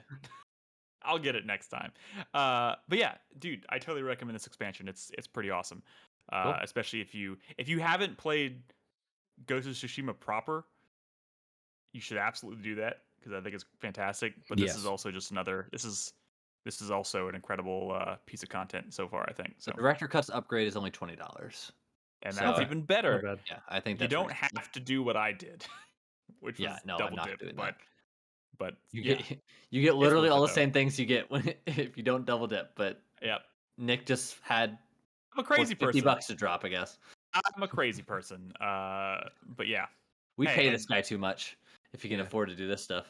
Now, Nick, after I finished playing through the campaign here, I started up Legends. Have you touched that at all? Oh yeah, Legends is a lot of fun. I touched it in the base game. If y'all want to get together for some Legends sessions, I'm down. Oh, I love it. Yeah. Yes. Yeah, I would love to play more of that because I played it once with Crispy and Mr. Green Toes. I forgot who played with us before, but yeah, it was really cool. I would like to. And are there many differences in this, or is it just kind of the same Legends? I mean, it runs smoother, but the thing about it is that they're adding. I think they're adding a second campaign for the story. Yeah. It's like is it like the raid? They're adding another set of they're adding missions, raids, but they're also adding something called Rivals and Legends. And it's not out yet, I don't think. Okay.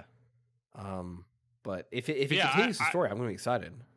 I did really like what I played of the Legends, but I do want to dive a little deeper. So yeah, if y'all want to set up some Legends sessions, let me know. I'll be your Ronin. Iroh as the voiceover in Legends. Wait, who? What? Uncle, the voice actor that plays Uncle Iroh in Avatar: The Last Airbender. No, that's not that. Well, maybe the second. Maybe the second one. Second Iroh, the second one, not the one that's dead. Yes. Okay. Yeah, because Mako died. Yeah. Oh. Tragically. Okay. Really bad. All right. Way to make it sad, Chris. Let's shift gears. As I always say, we do like to. We've kind of relegated news to news topics that people ask about in the questions, with a few exceptions, one of which is being when something big happens. Yesterday was the opening night live session for Gamescom. There was a lot of announcements and stuff, so I just wanted to quickly kind of go over that before we jump straight into questions. So y'all can... I'm just going to kind of go down the list here real quick. I didn't hit everything. I kind of grabbed the bigger items here. If I missed anything, let me know. If you have more to say, interrupt me. But here we go. First of all, they announced Dream Cycle, which is from the creator of the original Tomb Raider. Did y'all see this? It looks kind of weird, but it has a really unique art style, and it looks kind of Tomb Raider. It looks like Tomb Raider meets like a I don't know. Part of me wants to say Bloodborne, but not gameplay wise, just kind of like aesthetically. I don't know. That's probably not even a great comparison, but it looks. It is H.P. Lovecraft. Is it yeah, it's Lovecraftian in its influence. So yeah, but like there was such little gameplay in there, I couldn't tell what that game is. So I looked it up on Steam because it is available to add to Steam wishlist. I guess it's going to be in early access. Yeah. And it sounds to me like, even though I think it's a single player game but I think it's one of these things where it's going to be kind of ever evolving, where he's constantly adding new, like locations and story bits and whatnot. I think it's going to be one of these kind of like, I don't know if episodic is the right word to use, but it's not going to be I love the art kind style. Of thing. The art style is really striking. It looks really good. And this is the person who created Lara Croft, so that's wild in and of itself. So I'm interested to see what a modern game from him looks like. I'm interested to know what I like how she's like the past 20 years. I like how she's like a spellcaster too. That's kind of like I like first person spell slinging kind of games. And there's not a lot of them. It looks like there's probably some Tomb Raider DNA even in there, but with spellcasting and but emphasis on exploration and stuff. So I thought that was noteworthy. This was part of the pre-show, the opening night live pre-show, but I thought still worth mentioning. When they got into, I think maybe one of the biggest announcements from the show actually was the reboot of Saints Row, which they were teasing for a while. Y'all are bigger Saints Row fans than I am, I think. Did you watch the trailer for this? Yeah.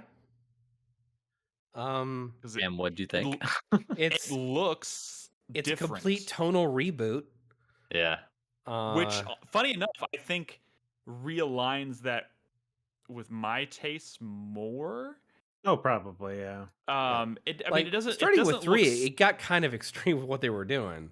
Yeah, it was like, but extreme in the best ways. Yeah, I mean, I'm not saying it's a bad thing. It's just not necessarily my jam. But like Saints Row, towards the later games in that series, were starting to be more like. Well, they had to stand out from GTA. You can't compete with GTA. There's no way. I mean, I guess maybe release a game more often than once every 9 years. But it was, the original Saints Row was much closer to GTA than what like 3 or 4 was. They had to go like, we are the crazy, GTA's crazy as, oh, Trevor's a wacky guy, and so they had to go so extreme. And it worked. I mean, it's one of those things where I don't play Saints Row for the same thing, for the same reason I play GTA. Like, I honestly like both of those games because they are different. This looks kind of like a weird middle ground where it looks like they're reining in the crazy wackiness of it a little bit. It's still out there. Like, there's still kinds of crazy acrobatics going on and lots of explosions and like, flipping on motorcycles and jumping, out of helicopters, like all that kind of shit. But it's tonally a little bit more serious in terms, like it's trying to tell a story about this like young group of up and comers trying to make a name for themselves as like a criminal enterprise in this like maybe a subsidiary of the Saints, I guess, or something. Yeah, but it takes place in the Pacific Northwest, I think. No, Southwest. So like Southwest. Yeah. It looks like they're trying to do somewhere between Vegas and Los Angeles. So yeah. But I don't know. It looks kind of cool. They have confirmed that you can play the whole thing in co-op, or by yourself. And that it's did they show any gameplay of it, or is it just like couple screenshots? They had like a 1 minute like super quick cut of a bunch of shit happening. It's coming out soon though. Yeah, it's coming out like what was it? February. Yeah. February 2022. So this one might be on my radar more so than the last few games. I guess. I feel like what they're trying to do with this is just take what they built a lot of stuff up for Agents of Mayhem, and then that game just, despite it being good, it was just bombed. And I feel like they're just trying to make this, just churn this out as easily as possible for them without having to kind of go back to those really old assets that they had from Gat Out of Hell, which was like 2012 or something like that. Mm-hmm. I mean, this does feel to me like what you do after a franchise starts to have diminishing returns. I mean, it does. This is a reboot, straight up. Like, it looks like a tonal shift. It looks like it doesn't necessarily look like it would fit in with the other games that came out in the series. And I believe it is just called Saints Row. Yep. Yeah. So I don't know. It looks kind of cool. I would be very. They would have my money, 100% of it on day one, if they include the Septic Avenger. If they add the Septic Avenger in there, I'm there. I'm there to launch night. I'm lined up in this fucking pandemic in front of a GameStop for that. At midnight for the Why? What is it called? The Septic what? The Septic Avenger. Digital downloads. You don't have the to line Septic up anymore. Avenger was the best mission set in the history of that franchise. It is hilarious. I appreciate that this is the hill you want to die on, Chris. This is from Saints Row 2. It was the missions where you went around in a septic tank truck and you were spraying down houses and stuff. And it was the funniest damn thing to hear, like, this beautiful orchestra music, like Beethoven's Ninth playing while you're just spraying down cops and houses with just feces. Okay. It's hilarious. I can see that. Yeah, that's good. I mean, one of the things that I didn't play through most. I think the most I've played of a Saints Row game was Saints Row the Third. But like their use of music in that was pretty excellent. So I hope they keep that going. Oh yeah, definitely. Because those epic moments with pairing them with really recognizable songs in like really epic ways was pretty. Well, they started that with 2 actually. They did the Final Countdown with 2. Mm-hmm. Yeah, and they kind of kept doing that all the way through the last one, if I remember correctly, right? So yeah. All right. I'm gonna keep going. We got Marvel Midnight Suns, which is actually a Firaxis game. It didn't really have my attention until I saw Firaxis, it's a tactics RPG set in the Marvel universe, and it's the weirdest lineup of Marvel characters I've ever seen. It had like Wolverine, Ghost Rider, Blade. I think I saw Iron Man. Captain Marvel. Is Iron Man in there? Yeah. Iron Man was in there. Iron Man. Yeah, and like 5 or 6 others, I guess, and a dog that didn't really mean much to me when I saw it, but I'm sure it did. And there's also the main character that I guess you primarily control is a completely new character they partnered with Marvel to create. I don't know how that's going to be, but it's Firaxis, and so that kind of says something about what the gameplay is going to be. It's not just going to be some kind of like brawler or hack and slash action game or whatever. But they also said it's not going to be XCOM with Marvel characters. No, they're kind of describing it as a tactics RPG that's much faster than XCOM. So I don't really know what to expect from that, but apparently they're going to show gameplay of that in September. So early September. So no, next week. 5 days. 5 days. Well, yeah, that's September, which is early September. I kept forgetting that we're almost done with August. Interesting. So Halo Infinite got a release date of December 8th. They didn't really show much. I guess they still haven't shown much. So I don't know. I guess it's cool. There's news about apparently they're not going to launch with co-op in the campaign and Forge, which seems I'm not the biggest Halo person. I was still planning on playing it, but like that doesn't really mean much to me. But I can imagine people are super pissed about that. So Forge people, like, that happened in Halo 5, so people are, or at least like kind of expecting it in a sense. Yeah. But split screen co-op not being in the game from the beginning is Halo. That is Halo. Like, how could you, like, why there's like, I get it. Like, I mean, we know the answer to this question. It's COVID.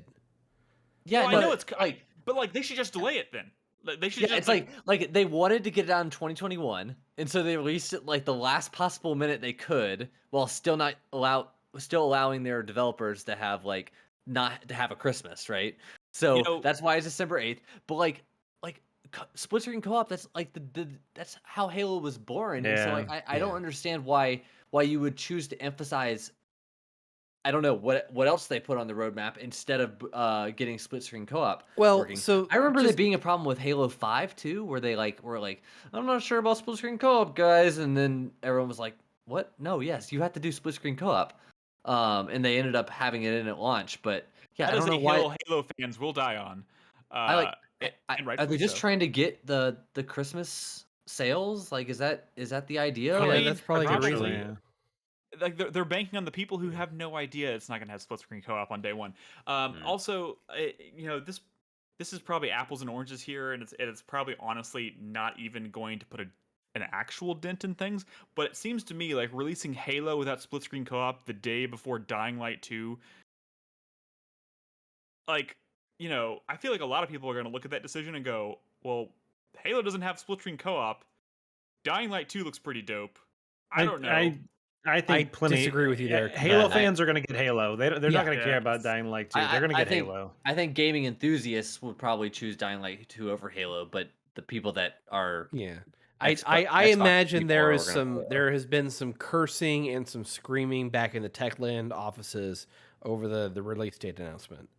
But just to clarify real quick, what it means for Forge and co-op, they have said that co-op is coming 3 months after launch at the end of season 1. They're going to launch Forge 6 months after launch, so after the end of season 2.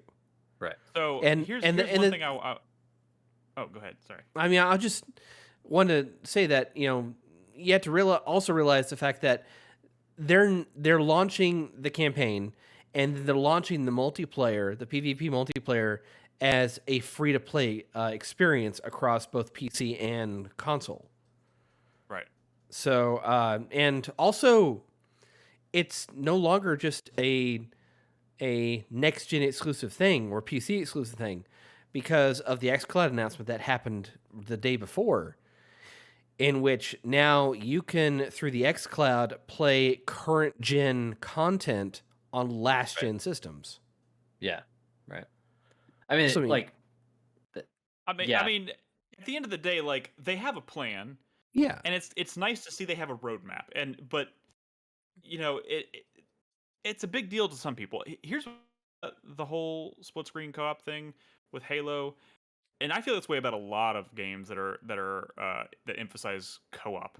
Like, if it's a game that has a story that you would be at all invested in, I would almost never choose to play co-op on my first playthrough, because you're constantly, you're talking to someone. You don't want to constantly be like, hey, shut up, I'm watching or I'm listening, or you know what I mean? People just they talk when they're playing these things, and you just don't take in the story the same way. So like co-op to me, especially with Halo, is always kind of like okay, if I'm gonna go through a second time or if I'm gonna play it again down the road, I'll happily jump in with other people. I know I'm probably in the minority on that. So on a scale of 1 to 10, Nick, how much do you care about the story in Halo? I mean, honestly, it's maybe the most important thing to me when it comes to a Halo game, because I mean that is okay. I mean I don't play multiplayer shooters that much, and like I might play a weekend or two of Halo multiplayer and then I will bounce off of it and I'll probably not touch it again. That's just the kind of person I am. So like my excitement from Halo, especially these days, I think back to playing Halo ODST. I think back to playing Halo Reach. I think to even playing Halo 4, which rejuvenated my interest in the series, specifically because I was into what they did with the story in that game. So, yeah, Halo Infinite is definitely, like, story is a huge deal to me. It's probably the main reason I'm going to play it day and date at launch, and why I don't have any intention necessarily playing it co-op the first time around. So, but again, like I said, I'm probably in the minority on that. All right, let's move on from Halo. I would say you're not in the minority here, because I feel similarly, but I think like there are a lot of Halo fans out there that want to play it co-op right out of the gate. But I think, is online co-op a thing? Like it is, but are they allowing that at launch? I don't know. No, it's not going to be at launch. All co-op entirely is going to be post-launch. Yeah, I think split screen co-op is what we started saying at the top of this conversation, but really the news topic is co-op in general is not available at launch. Like cutting out split screen co-op is a calculated risk that I think they think they can take if they needed to, to benefit the engine and get the game processing, better. But only time will tell. A few other quick things I want to mention from the event, and this one I'm kind of curious how Nolan feels. Cult of the Lamb. Did you see this shit? This looks like a Nolan game to me. Yeah, what's the word? I ended up watching the trailer. Chris Davis called it out to me. It does look pretty good. It seems like there's a lot going on in the game. Yeah, it looks like it's supposed to, I liked it because it was like the concept is like super fucked up stuff, but everything's cute. And there's also like a city builder kind, but it's not a city builder. It's a cult builder. Everything. I was kind of going with it, but then they got to the whole like city building or whatever, cult building, whatever aspect of it, and I was like, oh wait, what the fuck's going on now? You have to contend with like other people trying to like surpass your leader of this cult, and you have to take them out and all this. I just honestly don't know what the game is yet, but it does seem pretty interesting. Well, Carl describes it as cutesy evil, and that's I like it. I think it has a lot of style. I hope it turns out to be fun because it looks like a game I might try as well. I wrote down Midnight Fight Express, and I don't even remember what that game is. Looks like it's like a isometric brawler. Isometric brawler, yeah. Oh, that was the one where Jeff Keighley was like, "This was developed by one dude." Yeah, and on Steam, it's just lists his name. That is it. yeah. I remember watching the trailer and being like, okay, isometric brawler, neat. And then as the trailer went on, progressive, it got crazier and crazier and crazier. And I was like, all right, I might play this. This looks dope.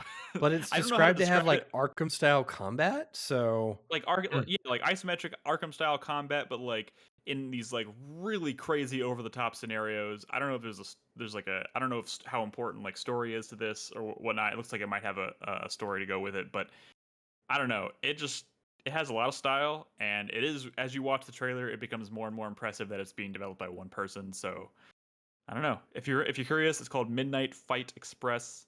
Check that out. There was some stuff about TMNT Shredder's Revenge. I don't remember what was announced, I guess, but that's a big deal, right? It looks like Turtles in Time kind of. Well, it's Turtles in Time. It's a Turtles side-scrolling brawler. But their thing was that they were revealing a new character, which you play as, which is April O'Neil. Yeah. And she looks to be a lot of fun. She finishes her combos by dropping her mic to knock out the enemies. Oh, that's pretty good. Mic drop. It's pretty good.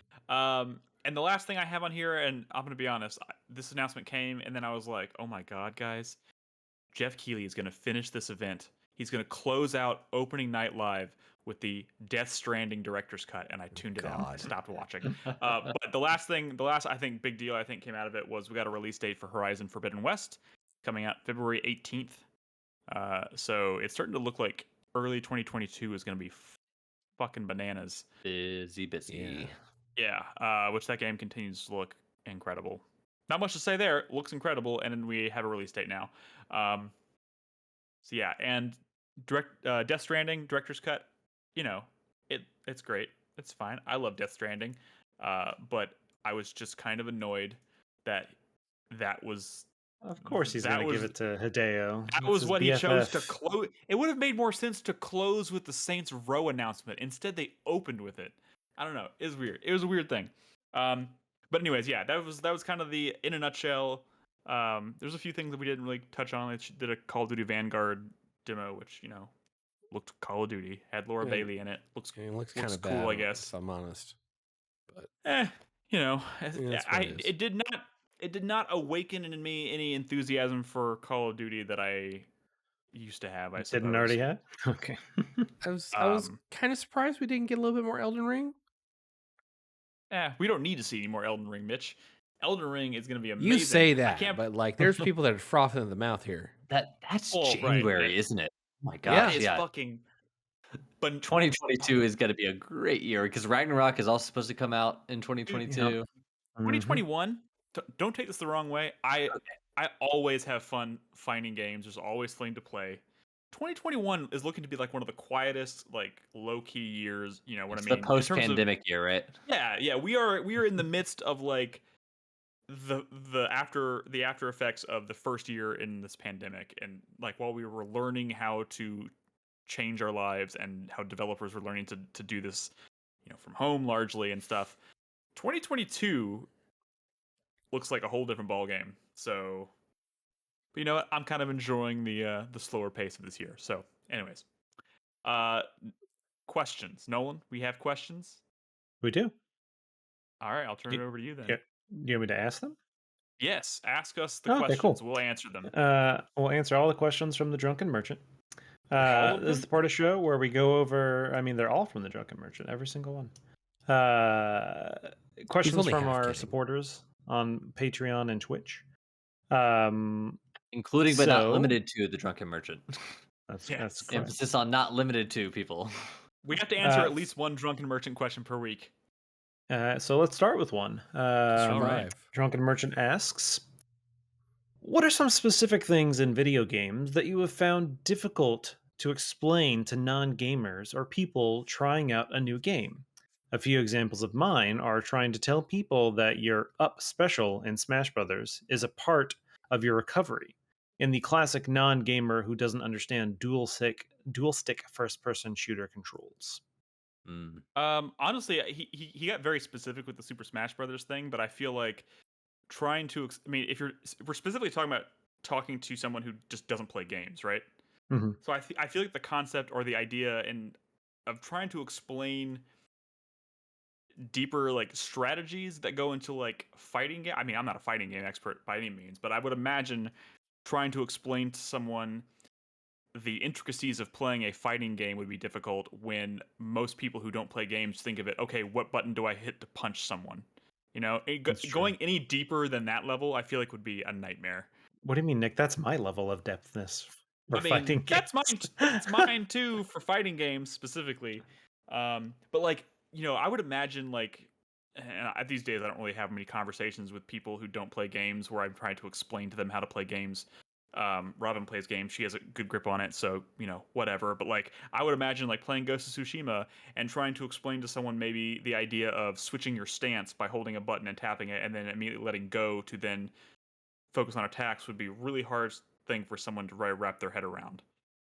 The one I immediately think of is like people realizing how to map things out and like remember where you've been and like yes. and like Katie's playing Hollow Knight recently a little bit, so like trying to tell her like you need to like pay attention to where you're going and like what rooms connect to what so that you can get back to certain places easier and things like that. That's kind of a hard thing for someone who hasn't played a lot of video games to like that the muscle memory you get from playing games for as long as we have. I think we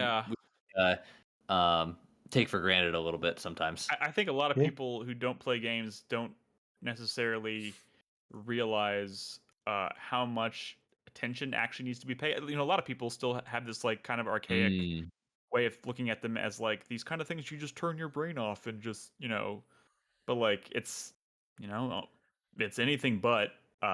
So like trying to get people to go deeper and realize that you can't, there are exceptions to the rule, but for the most part, you can't just turn your brain off and play a game. You have to actually, and you have to really commit to it to really get the most out of it. Yeah. There's definitely times when I'm playing like a really hard game like Nioh or Dark Souls, like something like that, and I'm like so deeply concentrated on what I'm doing that like Katie can talk to me and just her like saying like, hey Ed, and it'll make me like miss a roll and I'll die, just because like when you're broken out of that concentration, it can be distracting. And it can be devastating. Katie calls you Ed?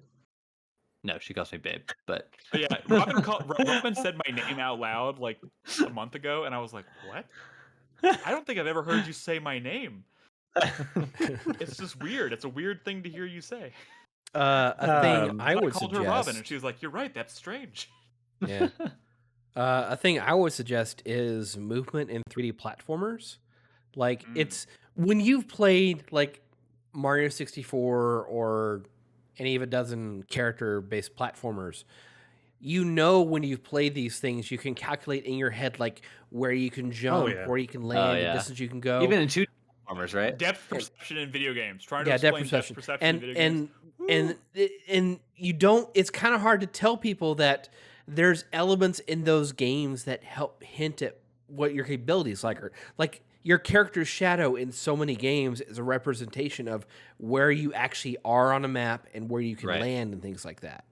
Or like the game basically teaches you early on how far you Mhm. can jump by stretching your limits to a point, right? I would say it's like to telling people to watch the YouTube trailer that Chris Davis just put together, and he used the clip of Brad trying to jump for the star in Mario 64 and completely missing it. Yep. Beautiful example of that. Yeah. I would say to kind of echo off of that, and I agree with you there. And prime examples, like Ed, you were mentioning like Katie playing games and stuff like that. Like Bernadette plays games too, but obviously not as much as me. And when Odyssey came out, she was playing that, and that is not an easy game for a non-gamer. It's a platformer, and it really is. And while I will admit, she beat the game. There were definitely some times when you're doing some of the more challenging moons that it's like it can be like, especially some of like the races or whatever. Those can be difficult. And she'd be like, well, can you like just show me how you would do it? And I would I would take a shortcut by long jumping here and then wall jump off of this and then do that, like, and just string together all this shit. And she's like, how am I supposed to know I'm supposed to do that? And I'm like it's something that when you've been playing games for 20 years, it just happens. Like you see things. And so to echo also, like I was trying to like get to like the whole, like a game showing you where you need to go or showing you how to solve a puzzle without like a pop-up. It's more contextual. It's more like, seeing things in the environment that are set up a certain way. And it's like, oh, I know what I'm supposed to do here because I see that I can interact with this. And then I remember that symbol or that texture before, and it reminds me of this. Speaking of, like, Katie played Breath of the Wild for a little bit, and she got to where you like are supposed to get to the first tower on the plateau, and she was walking on top of the rock because you're supposed to go underneath the rock, and she's like, I don't know where to go, and I was like, well, you could try walking around to the other side, or like trying to give her hints but not like tell her what she needs to do. She's like, I'm done with this game. I hate it. And so you definitely got to strike a balance between like telling them what to do versus. Trying to another thing I'll say is not necessarily to non-gamers, but especially when the PS5 came out, explaining like the haptic feedback from the DualSense, like Astrobot, like I can't explain it. It's like that's like the hardest thing to explain, that you can feel rain in your hands. You're like the raindrops on your hands. And I'm like, are you crazy? Are you fucking crazy? Like, no, I'm not. You just don't understand. I can feel the wind. Not only the haptic feedback, but like the triggers, like the actual resistance of like taking a picture or like aiming a bow or something like that. Like I really shit on that controller leading up to the launch of the PS5 because I was worried I was going to break that shit, and it has held up. It's a sturdy ass controller. We need to move on. I also want to mention real quick tank controls. Trying to explain tank controls to a non-gamer would be a nightmare. Yeah. Sorry, Drunken Merchant, you're going to have to ask worse questions. Next question from Live at the Milky Way. What is your all-time favorite movie? Please answer as a different member of 4Player Podcast. Star Wars: A New Hope, Nicholas. There we go. That's not a good anser. Because we know it's false. I thought Nick's favorite movie would be Heavy Metal, but okay. Wait, what? I thought your favorite movie would be Heavy Metal. Oh, no. I don't think Nick's ever seen Heavy Metal. I've never seen Heavy Metal. Honestly, I don't even really know what it is, to be The Silent Hill movie, Nick. Again. Let's just all guess. I tried watching. That Silent Hill movie is not bad. If you try watching the sequel, though, it is real bad. I turned it off, and I'm a Silent Hill. For Chris Hill Davis, Shin Godzilla. So are we actually trying to really guess good favorite movies, but it's or not are we my favorite. Making up favorite movies as jokes? As I'm being serious. Trying to guess real movies. I'm just making jokes instead. Yeah. See, I feel we're taking different approaches to this question. Because I'm sitting here trying to think of like what's the closest thing to Spyro the Dragon for Brad. But I don't know if pretty sure this was asked as a legitimate question. Okay. Well, I feel like I've been pretty open about what my favorite movie of all time is. But if y'all already forgot, then that's on you. Scream? Well, there's not a Dexter movie. It's another thing that everybody associates with me. It's a slasher, right? It's do we just go to Nick's like little thing where he rated Star Wars: A New Hope 3? Check his feed, rated at 5. Wait, Chris Davis, what did you just say? I thought your favorite movie would be like Scream or Halloween or something. No, but Scream is definitely on my top 10 probably. That movie is okay. Is it a Bond film? No, but it's close. Oh, it's Jason Bourne. Thank you. Bourne. Oh, duh. Yeah, duh. Yeah, I was like, duh. Nolan, come on. Yeah. Specifically, The Bourne Ultimatum is my favorite movie of all time. Yeah, I always forget about your weekly rewatches of the Bourne quadrilogy there. It's actually not weekly. I don't really watch anything weekly. So, Nolan, but I do. What is your favorite movie? I feel like you're an enigma. I feel like I've talked about him enough. There's definitely one I lean towards. Life Aquatic. Nick got it. He fucking nailed it. Yeah, no, that's pretty good. Oh shit. Yeah. What's If like I Christie's don't favorite movie? honestly, his might be a Wes Anderson film.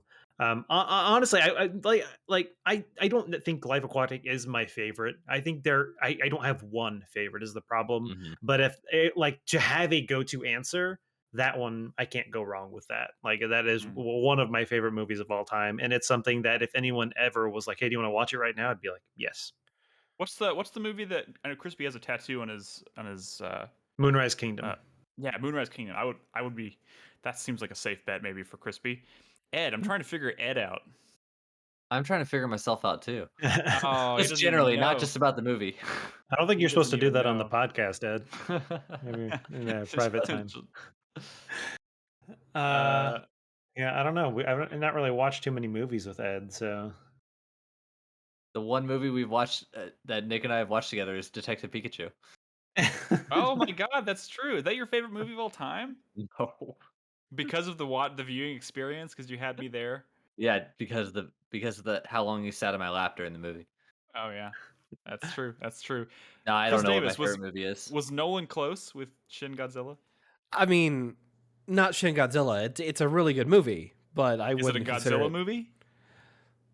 I have Godzilla movies in my top 10. Yeah, I mean that's obviously that's to be expected. No, unfortunately, Beck is really close to one of my like top 3. Oh, is it? It's it's a Tom Clancy. Not. It's one of the one character that's been in all the weird movies. Jack Ryan. Yeah, is it a Jack Ryan movie? It is. Is it the Hunt for Red October? I have seen the Hunt for Red October probably 100 times. I love that movie. Nolan and I are in sync. Hey, I haven't seen the Hunt for Red October, and I'm trying to watch. I know. No, I've never seen it. I haven't seen it in a decade, but I'm trying to watch. The minute this COVID shit is over, we need to hang out, and I need to show you that movie because it is so good. I just watched it. I mean, because I'm trying to watch new movies that I had. Like last night, I watched a movie I've never seen before. Last night I watched Mystic River. Ooh, Nick, it has Sean Connery as a Russian submarine captain. It has James Earl Jones as the director of the CIA. It has early Alec Baldwin as Jack Ryan just going around doing a bunch of shit. Harrison Ford was that Harrison Ford not in the movie? Alec Baldwin did Hunt for October, and then he passed on the rest of the films. Harrison Ford went and did the rest. Yeah, but they kept to the rest of the same cast. Correct. So, you guys want to see my embarrassingly small movie collection? Yeah. You can show us? Here? You can just like lift it. Yeah, I can show you. So, Dark Knight trilogy, right? Dark Knight actually might be one of my favorite movies. I'm going to be honest, Dark Knight is probably my number 2. I also really like the first Avengers. I think it's the culmination of so many things, which I think is great. And then this is the other movie that I have. Oh my God, Ed! Can I tell you a funny story? I've been trying to find that movie because apparently there's not a cheap way to rent it digitally. And I've been trying, I was like, oh, I can probably find a cheap Blu-ray on Amazon. Not the case. It's like, they're all like 20 something bucks. These are DVDs too. Oh my God. I actually kind of secretly have a guilty pleasure for the first. I remember walking into the theater and being like, "Don't tell anybody," but I enjoyed that movie. Nick, I'm looking at it. I kind of want to fuck a blue person. Very, very young in my movie watching career. I'm seeing it for like $3 on Blu-ray on eBay. It was not what on eBay. I didn't look on eBay. I very rarely check eBay, but maybe I should. You should. Anyways, I've bought mini games from eBay for cheap. Yeah, let's move on. Next question from Beck. Who's this Beck person? From America. What is your favorite game story that takes place over the course of a single day? Oh God. Yeah, I needed to do some homework on this one. Yeah, how many of those even exist? Metal Gear Solid? Yeah, Metal Gear Solid's one. That's a good example. That's a good one. I mean, most of the Metal Gear Solid games, if I remember correctly, Metal Gear Solid 1 and 2 both. 2 takes place. No. If you think about it, there's a lot of games that take place in a single day. Yeah. Well, yeah, but you just got to spend a lot of time thinking about it. 12 minutes, says Slade. Oh, Batman, Arkham. Actually, any of the Arkham, they all take place over the course of one night, don't they? One night, yeah. That's another good example. Just pick your favorite. Pick your favorite. I mean, Arkham games. Outer Wilds is 22 minutes long, kind of the 12 minutes cheat too. Resident Evil 4? That's a time loop. That doesn't count. Resident Evil 4 also in space, so what's a day in space? True. Resident Evil 4 is one day, I guess. You're right. What about? I mean, Resident Evil 2. Yeah, Resident Evil 2 is one night. Yeah, pretty much all the Resident. Yeah, there's some good ones. There is definitely some good ones. Man, that's a really like tight group of games. I feel like. Yeah. Although, I feel like Return of the Obra Dinn. Ooh. Oh, did that happen on one night, or did they like? Well, was it over a number of days? But like, did the I think you exploring the ship is like one day. But Well, like, did the events happen? I think the events happened over a couple of different days. I think so, because you like get to the ship and kind of go back or whatever. Yeah. I don't know if y'all heard me yell. I yelled, "It takes two." That might not be. Is that a single day? I think it might be. I don't know, but that game is super high on my priority list because that game, after playing one main chapter of that game with Robin, I was like, we have to finish this before the end of the year because it is absolutely probably going to be a top contender for Game of the Year. Is it already installed in your system? The Zero Escape games, those all happen in one night. Zero Escape? Really? Yeah, Virtue's Last Reward and 999, 9 hours and indoors. I think all of the first two definitely happen in one single night because there's like a bomb that goes off or whatever. Cool. All right, next let's move on. Beck asked 2 questions, but we're going to save the second one for later. He can't cheat. Henry from Birmingham, Alabama. Given the recent controversy with Activision and Blizzard, has this or any other similar issue you've had with a company convinced you to boycott or not consume their products anymore? Do you believe this is a valid or highly impactful way of convincing a company to change its behavior in this day and age, when most companies only speak the language of money, or the vast majority of consumers are not as aware to these issues? It seems like most of these issues rarely affect the overall sales of the titles made by companies who have caused controversies in the past. So I think two things immediately came to mind. It's kind of an answer and a non-answer, because lately Robin's been taking the stance of she doesn't want to shop with Amazon, which I totally get, because Jeff Bezos went to space for no reason, yet he's not paying his employees a living wage, and that's fucked up. And I totally respect that. He went to choice. The tip of space. Yeah, he went to the tip barely, of space. Let's be clear. Just the tip. Which is just a highly irresponsible and tone deaf decision on his part. And then also today I saw a thing where someone tried to put on graph paper where Jeff Bezos, like, he made a graph showing like this is where Jeff Bezos is, and relatively speaking, like, I forgot, it's like 99% of, basically outside of the 1%. This is the 1% way up here, and the 99%. Everybody below that is, relatively speaking, poor. Like, even if you're talking about people like Kanye West, like, he is, in comparison to Jeff Bezos, relatively speaking, closer to being poor than being Jeff Bezos rich.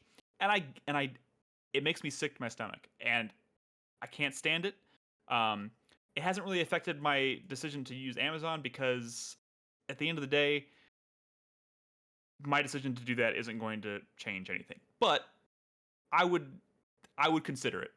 And I said I had 2 answers, and I've already talked so long on this one that I've forgotten what the other one was. Well, Someone so else. Activision Blizzard is kind of like the perfect storm.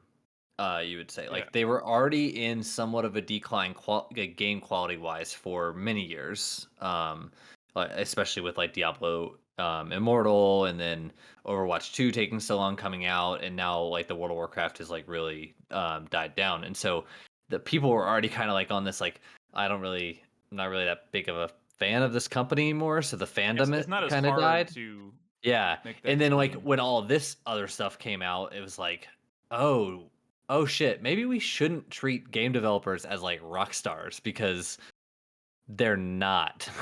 Yeah. And they're just like, and it just like encourages them to be gross, you know? And so like I haven't uninstalled, I think, Battle.net from my computer, but I have definitely uninstalled World of Warcraft and all those other games. And if I play any of those games, it'll be like maybe I'll play a StarCraft to like match online with a friend or something like that. But don't really have any interest in spending any more money and stuff like that. But especially like I have so many Blizzard shirts in my wardrobe over there, and it's like I feel a little weird wearing them now. So here's the other thing. Talking about Amazon for real quick, just to kind of backpedal. But like the idea I was trying to kind of convey was that like me making the decision to not use Amazon, while I totally get and respect the decision to do that, is really only going to do nothing but inconvenience myself. And that sounds really selfish and weird. I totally get that. But like me making the decision to not shop with Amazon isn't going to fucking do anything to Amazon. But then you look at something like OnlyFans, where you were the sole reason they switched it back. I single-handedly saved only. I'm just kidding. But like just in the past week, you've seen the power that consumers can have. The power of the over horny. I mean, but like you joke, but like yes, like they had an entire platform built with basically the sole intention of giving sex workers a platform, and 99% of their user base flocks to that platform for that specific reason. To suddenly change I just go to read the articles, Nick. Yeah, what did they think was going to happen? Well, and so you like can see that like if people were like, well, if this is going to go forward, I'm jumping ship. And they did that because 1, they weren't going to use the platform anymore, and 2, the only way they were going to change their mind was by jumping ship, and it made sense. They could make a difference by doing that. The as example opposed to with Amazon, which is like in comparison with Amazon would be is Amazon pissed off all of its third-party sellers, right? Yeah. Like that decision by OnlyFans only served to piss off not just their users but also their creators, right? And so if Amazon did that, there would probably be more of a massive boycotting going on. But I mean, one of those situations, it's an uphill battle. The other one, people had a lot more power, a lot more control over the situation. I mean, it makes sense because Amazon has their fucking hands in so many different cookie jars. You can't really make an impact because you fuck up one cookie jar, there's still a million other ones that they're going to pull from, and it's still going to be lining Jeff Bezos' pockets. I multiplied the amount of money we spent on one of our production servers by 20 times today. It went from like $3 to $300. It wasn't that big of a deal, or I guess it's 100 times. But like that money is going straight into Papa Bezos' pocket, and Nick's lack of spending on Amazon is not going to make up for the difference of that, you know? Exactly. And I hate to say it because I do think Jeff Bezos. There's no reason Jeff Bezos should have that much money, especially when there's so many people he could be actually helping are suffering. But the only thing that would happen by me choosing to boycott Amazon would be I would be making my life hard. So I don't know, and I get that that's probably going to get some pushback when I say that, but it's the idea I'm trying to convey here. I hope it makes sense to some people. Anyways, All right, I don't let's know. move on to Keep the going. final question. We have one more we can ask before we end the night of questions. From Christopher from West Virginia. Doke V is a game recently shown off at Gamescom, and upon seeing the trailer without context, I kept viewing it in sheer awe and confusion as to what the hell it was, which made me want to question you guys about any particular trailers you may have seen that left you effectively baffled as to what you were looking at. And I will answer my first one is Doke V. Because I had no idea what I will say. I agree in awe because the game looks fucking beautiful. It looks I amazing. love It's the like, what art is style. this? Yeah, dude, if you haven't seen the trailer, I encourage you to go watch it. It has good music, and the city, like the world you're in, looks fantastic. But yes, I have no idea what the fuck that game is. Also, An it looked a open lot world like that was MMO. pretty sure that was gameplay. Yeah, Like what was actual that, Ed? gameplay. And it's an open world MMO, according to their website. So I don't think it's going to be an MMO anymore. I did read that. I think it originally was going to be, Oh, but yeah. they changed it. It says in the short description from Eurogamer, update, no longer an MMO, dev says. Wow. Okay. Well, honestly, that makes Yeah. me about 100 times more interested in it. Also, can I just say that trailer was the longest trailer I've ever seen for a video game ever. It was It is like pretty long, yeah. It is made by the people who make Black Desert Online. That That explains is- why it yeah, looks so good. Yeah, okay. Yeah. that okay. explains. Isn't that the game that like that stupid, pretty looking MMO that's kind of like that Yes. runs like shit? Yes.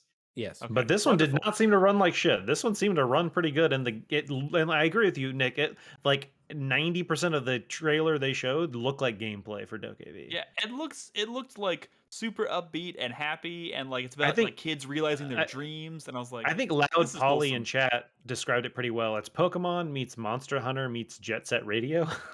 That's a pretty Sure, good yeah, description. I'm on board. I'm on board. I hope. But I hope what's that works another out. game? Oh, that I've the got a great one. trailer- This What's that? my neighbor people, but Death Stranding. Until Oh, 6 yeah, months before Death launch, we Stranding, didn't yeah. know what the fuck that game was. Dude, And I was I didn't confused know as that- shit. Good, yeah. I didn't know what that game was like While I was a week playing it. before it launched, or while I was playing it. It takes you 10 hours to figure it out. But yeah, I mean, up to the point where we did like they didn't really show the game, the general gameplay loop, even if it didn't make sense after they finally showed it, like leading up to like them showing off the like delivering packages thing, like people were like, "What is this?" Yeah, you're right. That's a really good example. I'm trying to think about the trailers. You know what? To an extent, Deathloop. I'm still kind of like, Oh. I don't know what the fuck that game is. Yeah. I mean, I know it's a Yeah. time loop made by the guys who did Dishonored, which I can kind of piece together in my head what that means. But the other part of me is like, I don't think I know what that means exactly. Although the early impressions that are coming out today have been very positive. So God, that comes out next month, doesn't it? it does. Mhm. September 14th, baby. That's why we're Shit. playing Dark Messiah of Might and Magic for the Revival Club. Cool. Well, I think those are some good answers. Thanks to all of our patrons and supporters on Twitch for asking those questions. Like we've said before, we have a Google form where you can go and ask us questions anytime you want, and we will eventually get to them on the show. We do jump around. We don't go necessarily in order. So if you ask a question tonight, there's a good chance we'll answer it next week. If not, we'll get to it eventually. We got stuff in here from back in June. Yeah, and we have like 18 questions from the Drunken Merchant to get to. But yeah, we do appreciate, guys, if you want to ask us questions for a future episode, get them in whenever you think of them. Just pop in, leave us just as many as you want. We'll get to them. So now it is the time we wrap up the show with the 4-player minute. Hype, sweat, thank you, fuck you, any combination thereof. Ed sounded like he was prepared. Sure, Ed. Maybe Sure. not. Yes, I'm doing it. Yeah. All right, Ed's going. All right, so my hype. Wait, Nick, what's the 4-player minute? Hype, sweat, thank you, fuck you, or any combination or duplication or whatever there. Thank Alright. you, Ed. My hype is Thanks, for Brad. the Outer Wilds expansion that is coming out at the end of September. What is that one And called? The Outer or Wilder? It is called. You would put me on the spot. Oh, I honestly didn't. It's all right. Don't worry about it. Okay. I have it somewhere in here. But it is seems to be kind of like a standalone little story that they're going to tell as part of it. And considering how much I love that game, I am really looking forward to it. Absolutely. My sweat goes to Deathloop. because I love Dishonored. I love Dishonored 2. I loved Prey. I never played Prey Moon Crash, so maybe that's why I'm more sweat. You really should. I think it has a chance to be good, and I hope there's a decent amount of emphasis on like strong story and strong world building and stuff like that, because that's what I get into the Arcane games for. So Robin just blew through Prey in a weekend. Wow, nice. My fuck you goes to Microsoft for the decision not to delay Halo Infinite and get the co-op stuff in there. Especially now that I have been corrected that it's not just split screen, it's online co-op as well. That kind of blows. But that's a big bummer, but that's okay. It's okay. It's okay. There's no reason for it to come out before Christmas besides you want money. So I'll allow it, I guess. So, it's not that they want money, it's they want money by selling more consoles. Yeah. So in that spirit, take my money. Here you go. No, they're not going to get my money. I pay for Game Pass, so I guess they already have my money. So they're already getting money. They got that already. Pretty sure. Actually, they might be ahead on Game Pass for me. Now, and my thank you goes to Activision Blizzard employees for doing the Lord's work, really, because like I follow a couple of them on Twitter, and they're saying like, I just got randomly invited to some HR meeting and I didn't, and they're like, you filed a report with us, like we'd like to talk about it. And so like, I didn't file no report. So like, they're in the thick of it. They're fighting to make that company better, and I really appreciate all those efforts that they're doing, and I hope they win too. Yeah. Not gonna lie, Ed, you had us in the first half. All right, Nolan, why don't you go next? Let's do it. My 4-player minute starts now. My hype is for Spider-Man No Way Home. Oh, damn, that trailer looks so fucking good. Oh my god, dude, the ending of that trailer, I was fucking jumping up and down. But dude, it's this pandemic's gonna not be over. What the fuck are we gonna do, man? We're gonna have to. That might be a rent a theater situation for me. I mean, if these numbers haven't dropped again by December, that might be a rent a theater situation. To be totally honest, with 10 of your closest friends. I mean, if we even can for a movie that big, I don't know if we're gonna rent out a single theater for 10 of your closest friends for a fucking biggest Marvel movie of the year. I did it for my second. Second hype is for Psychonauts 2. I was pretty hyped for that. I have been playing the original one. Just because it's been so long since I played it, and I never actually finished it. I just played a lot of it, so I'm trying to finish it before I play 2, because I do remember enjoying that game. My third hype is for Cult of the Lamb. That did look pretty exciting. I'm curious to find out more when the game gets closer. And then my sweat is going to go to 12 minutes. I actually was very hyped ending the podcast last week for that game. And from what I've played and what I've heard since then, I'm starting to get worried about it. But I'll still give it a go. Cool. All right. Look at that. Short and sweet, Nolan. Chris Davis. All right. My first hype is for Aliens Fireteam Elite. I've been playing a little bit more of it since we did our session on Tuesday. And I'm glad I'm playing it. It's fun. We'll talk about that leads into my sweat, which is also Aliens Fireteam Elite. So I have been playing more of it, and the $40 AA nature of it is starting to show. I've run into a number of bugs. Or as Joseph likes to put, there's a number of... It's a Focus Home interactive game. There's a number of bugs. There's a number of like quality of life things that like I don't understand why that's not on there. Like, why can't I mute my teammates? Why? That's silly. Explain that to me. Also, there's this game. After a little bit, you can become overpowered as shit. Like, it gets to a point to where you can buy and set down like a dozen turrets in an area, and you are invincible. Basically, this game desperately needs a balance pass, and at the same time, I desperately hope it never gets a balance pass. You want to feel like God shooting down the aliens? Oh God, let me tell you. My Second hype is for Carlos's new bit. His new bit right now, which we cannot confirm whether it's actually happening or not.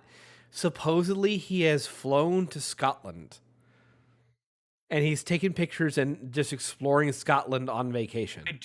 I do know he is out of town. I don't know where. He wouldn't do that for a bit.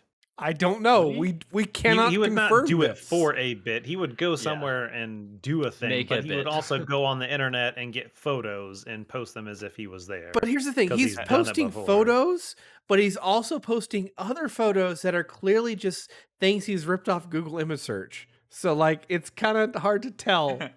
That's why I'm enjoying this bit so much. That sounds like Carlos. I did really enjoy your response to him he posted a picture on Twitter of a sandwich that he was eating. He was like, he took a bite out of the sandwich and he tweeted a picture of it. And then Chris Davis said, Nick is going to be really sad that you didn't save this for his DMs, because Carlos still DMs me pictures of his lunch most days. So that's something I had to. That's something I had to, not most days anymore. In fact, I'm lucky if I get one a week at this point, but it used to be every fucking day. And that sandwich looked pretty good. He could have sent that to me. Anyway, sorry, continue. Yeah. And my fuck you this week goes to Ubisoft. As Nolan was airing his Riders Republic footage, I saw, for the briefest of moments, like a half second, he was going through the character creator, and what did I see? Fucking Trident goggles from Splinter Cell, and it just reminded me, fuck you, Ubisoft. I hate you. Go die in a fire. I mean, that is pretty fucked up that they just won't make a game, but they'll put them in everything. Yeah. It's fucked up. It's fucked up. I'm with you on that. All right, I'm going to close this bitch out. My 4-player minute starts now, and somebody in chat mentioned a while ago that he still remembered the time when I used to say my 4-player minute brought to you by the film Jason Bourne opening in theaters, blah blah blah, right? That was my shtick for a while. So in the spirit of that, my 4-player minute to you is brought to you by the new season of Dexter, start airing November 7th. Guys, it is exhausting being this excited for something. Nick, I will say, similar to you, I was surprised by that tweet from yesterday. Which one? Oh, yeah. No, that was heavily rumored. And me being me, I'm just eating everything up. No one cared. But I was like, I assumed they weren't just going to come out and say it. But now it is just, they just said it. It is a thing that people now know. What did they say? Which, I mean, they basically spoiled. There was a character that was cast in the show, and people were like, "Oh, I wonder if that's this person from the original show." And they just came out and were like, "Hey, look who it is!" And I was like, "Okay, that seems like that was supposed to be something that they surprised people with." Look, it's Dwayne The Rock Johnson. Well, not like that, but you get the idea. So, anyways, point is, I don't know if you've noticed, I'm pretty fucking excited for this new season. But that's not my actual hype. My actual hype is for Deathloop. Because, Arcane's great. I've loved everything they've put out that I've played, which is, like Ed said, both Dishonored's, Prey. They're incredible developers, and this looks wild. And I'm hoping that maybe it scratches the itch that 12 minutes maybe isn't, because it seems like a time loop, but with a lot more variety and a lot more stuff happening and a lot more action. So could be cool. My sweat goes to 2021 in general. I'm a little worried about kind of the remainder of the year, because I'm waiting for that special game. Every year there's been that special game that I'm like, this could be on my top 10 games of all time. I've had one for like the past 5 years. Like every year I'm like, oh my God, this game is fucking incredible. Sometimes multiple games like that. Haven't really had that yet this year. I've had a few that are really special. But I haven't had my, Red Dead or my Days Gone or, that kind of shit.